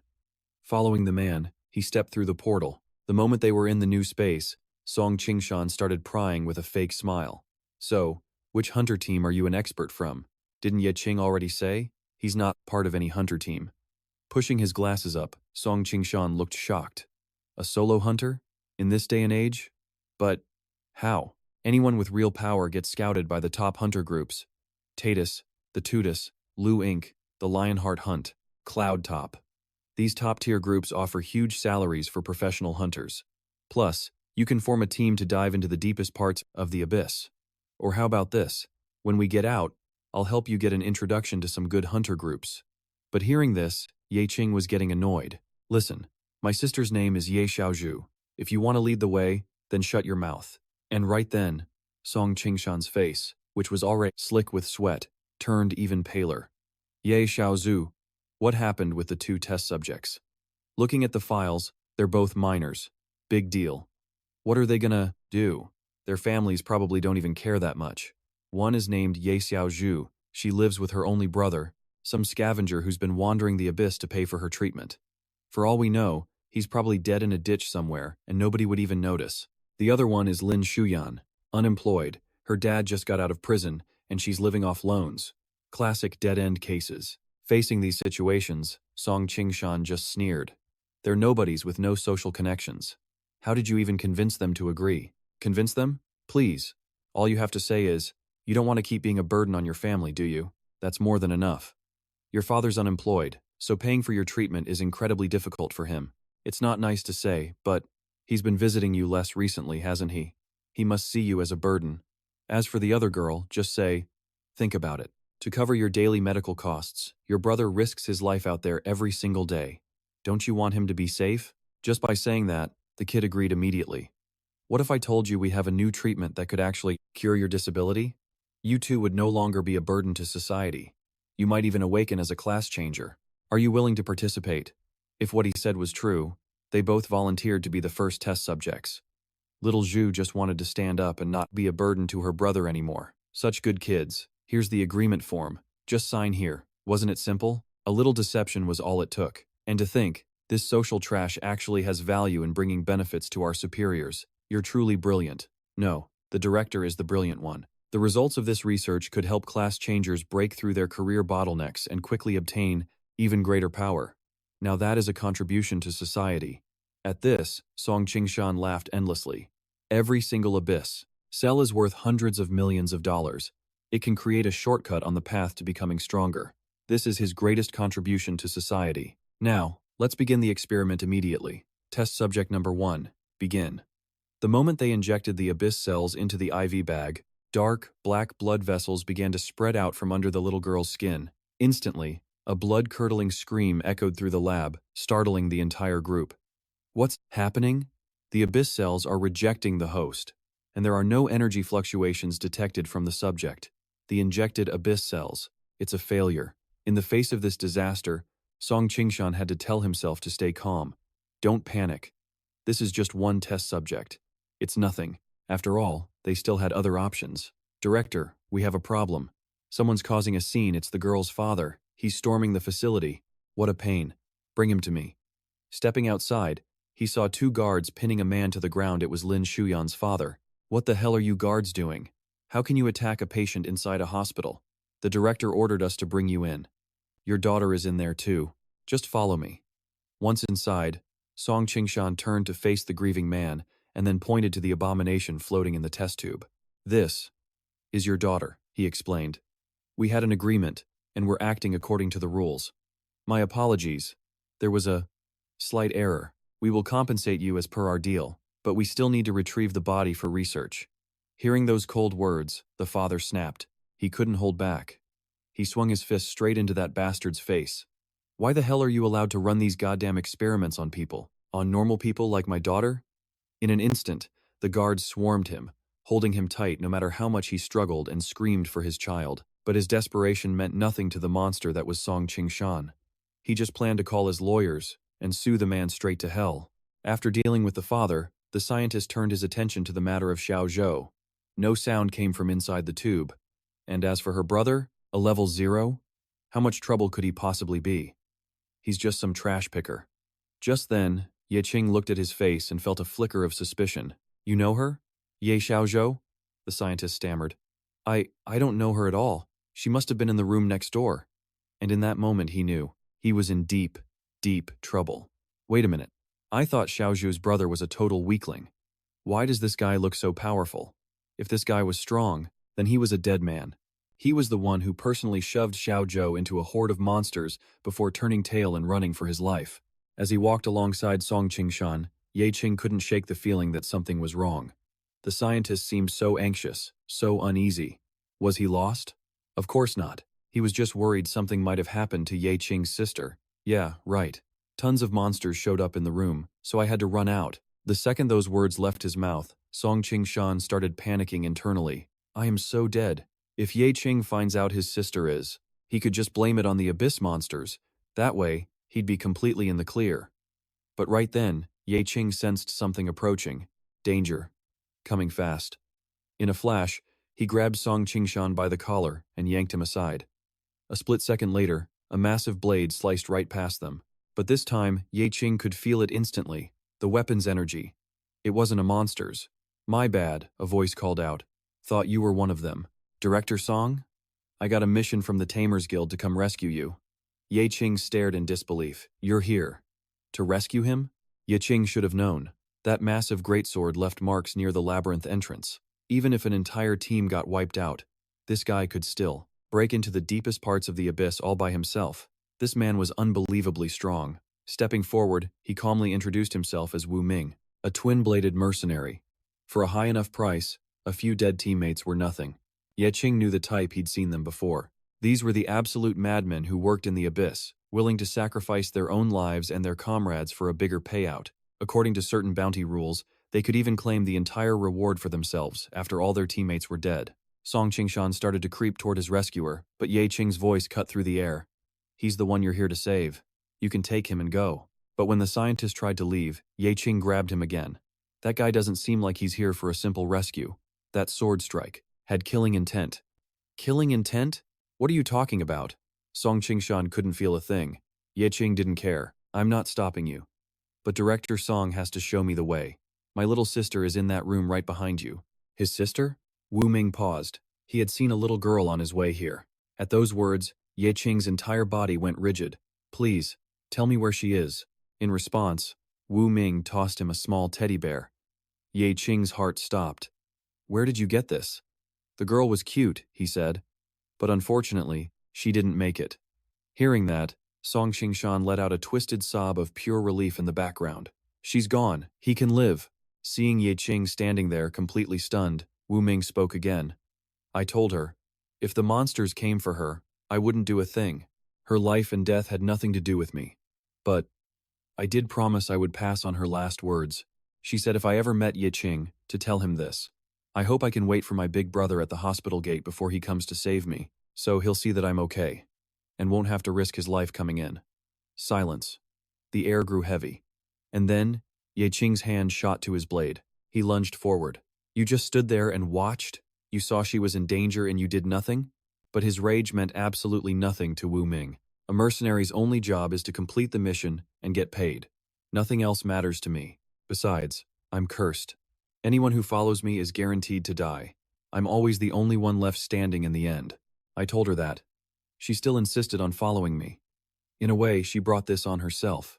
Ye Qing stopped talking to the man in front of him. All he wanted was to know where his sister was. Give me Director Song, Wu Ming said, and I'll point you in the right direction. But if you refuse, Song Qingshan didn't have a say in this. Wu Ming raised his blade, a cold look in his eyes. He had no sympathy for anyone who got in his way, even my own teammates. If they stand in my path, I'll send them to hell myself. Suddenly, in a blur of motion, Ye Qing's knife shot forward, aimed to kill. With a powerful grip on his opponent's bicep, he forces the guy to drop his weapon. Unarmed. Now what's he gonna do? But this opponent is different. He barely flinches at Ye Qing's punch and raises his dagger again.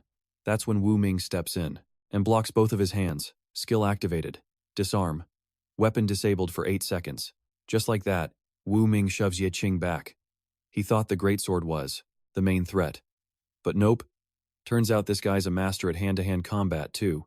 Even elite swordsmen, when they're sent in blind against a new monster, have to be ready for anything. Even if they're disarmed in a close-quarters fight, they can still use their own bodies as weapons to keep fighting. It's a skill you only get after staring death in the face countless times. And just then, Wu Ming, he wasn't even using his full strength. Now, his windless greatsword is ready. There's no way Ye Qing can win. Rock-shattering strike. But before the attack lands, Ye Qing spots an opening. Sure, the greatsword is brutal, but its immense weight makes the swing incredibly slow. All he needs to do is attack before the swing connects, and he can interrupt it. But then, boom! A shockwave explodes from Wu Ming's body, and the sheer force of it makes Ye Qing jump back. That power is just terrifying, but he's not giving up. In just a few short moments, he rips open a portal and summons a squad of super buff Spider-Men. Whoa, didn't see that coming. He's got summoner-type abilities.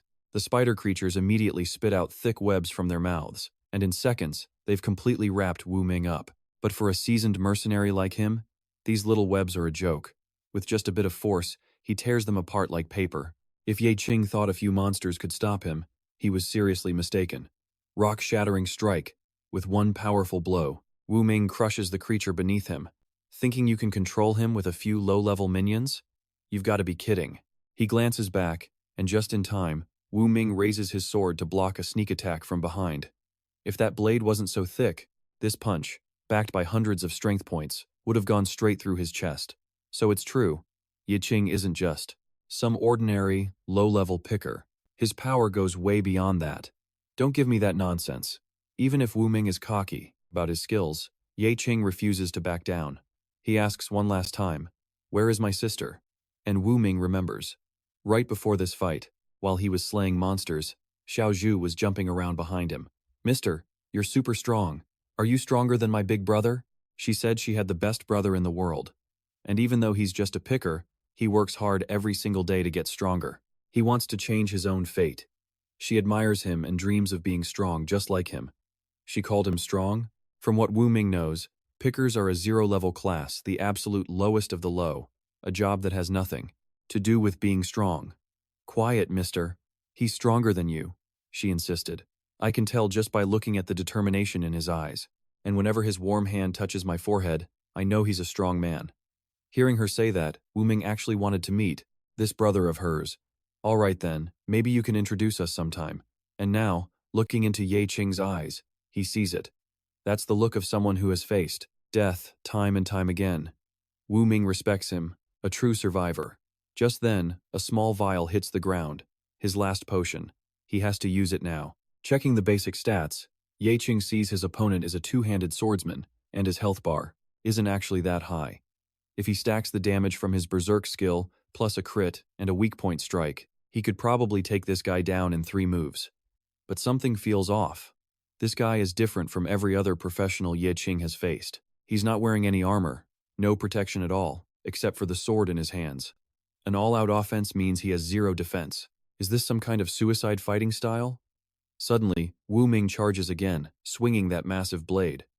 After dodging the attack, Ye Qing zips behind him, dagger in hand. At this move, Wu Ming's eyes practically glow. A blade slashes straight for his neck, fast. Soul shock. Lucky critical. Berserk damage. This time, Ye Qing's blade slices clean across his opponent's throat. But here's the crazy part, he didn't even try to dodge. This guy doesn't mind getting hit? So weird. After the attack lands, Wu Ming is still smiling. The gash on his neck slowly heals, but that's not blood, it's golden sand. What is going on? With a roar, Wu Ming swings his sword forward again. Ye Qing dodges and immediately summons something new from the void. Demonic hands burst from the ground, trying to grab him. But to Wu Ming, this is all just a funny little game. He kneels down and looks up. Wu Ming, he possesses a special trait. He cannot be killed by normal attacks. The abyss holds things modern science could never explain. Professions, skills, items, and something even rarer. Curses. A punishment from the gods that you can't escape. To get immense power, you have to walk the razor's edge of death. Scared of dying, but unable to stop seeking it out. Taking treasures that don't belong to you. Vowing to claim everything for yourself. The gods, they don't play by the rules. They might notice you just for fun, or maybe just to laugh at your destiny. Bottom line, you get the power you always craved, but they never tell you that they'll also take the most precious thing you have, the trait of an immortal creature, so the rumors were true. Traits from abyss monsters can transfer to professionals. Immortal creature. It's an unbelievably broken trait. As long as his energy isn't depleted, he's basically invincible. He's back. Wu Ming claws his way up from the ground, resurrected once again. In his final moments, he reached out and touched what they call eternity. This guy. He's the only one who came back alive. Again. They call him a jinx. Every single mission, his entire team ends up dead. No proof, of course, but as a mercenary earning double the salary, if everyone else on the team dies, well, he gets to keep the whole reward for himself, right? It makes you wonder if he's secretly killing them off. If Wu Ming is on this mission, Song Qingshan absolutely refuses to join. No way is he going to be the next sacrifice. See, Wu Ming bears the curse that eternity gave him. He dies, but his existence just continues. Forever. His skill, Death's Wish, activates when his health drops to 33%, doubling all damage he takes and all damage he deals. A 1 to 100% boost. Combined with his curse, a totally broken combination. As his opponent lands a slash, Ye Qing whips out a card. The body that was just struck dissolves into a pile of goo. And Ye Qing? He's already leaped to a safe distance. He pulls out a tiny shield to block the massive sword. Is there a way to actually break this immortality? In a raw contest of strength, Wu Ming is the clear winner. So, Ye Qing plays another card, the Soul Reaper artifact. In an instant, his own personal death god appears. An artifact user? Wu Ming swings his sword, but not only does it fail to damage his opponent, he gets slashed right back. This isn't a physical weapon, just a skill effect. Any target killed by this move activates the Despair Harvest trait, which restores the user's health and mana. Thanks to that effect, he slowly recovers a bit. And because Wu Ming's body is technically already dead, the skill activates instantly. Every single time. The reason immortals can exist forever isn't blood, it's mana. In other words, for an undead creature like him, blood is just for show. His real health bar is his hidden mana pool. And somehow, Ye Qing has already figured it all out. He knows that in this strange world, every seemingly impossible puzzle has a solution. He figured a guy with immense power is probably a bit of a glass cannon. Insane offensive power, but the body itself? Probably super fragile, ready to shatter. The main body looks invincible, so the real weakness has to be somewhere else. His reckless, all-in attack style is just a bluff to throw enemies off. A desperate battle at the very edge. And everything Ye Qing guessed? Spot on. Sorry, he says. You're a little different from most professionals. You have way too many points. And every time you level up, you spread them out evenly. A hexagon warrior. Just like that, Ye Qing charges in again. His speed, strength, and reflexes are all way beyond the average pro. This kid wasn't just bluffing. That weird build of his is a solid advantage. Even his so-called trash talent is highly effective. Dashing behind Wu Ming, Ye Qing lands a clean hit. A physical attack won't kill him, but the constant mana drain is enough to slow down his regeneration.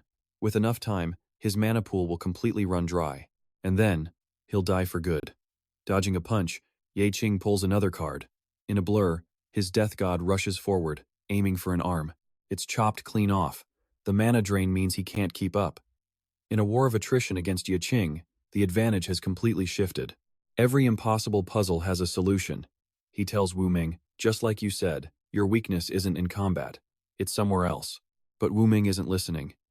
Ye Qing's eyes are locked on the teddy bear on the ground behind him. Wait, when did that fall? And that's all for now. That was the recap for part 2 of the series. Don't forget to leave a like, subscribe, and hit the bell for more awesome stories. For now, take care and bye-bye.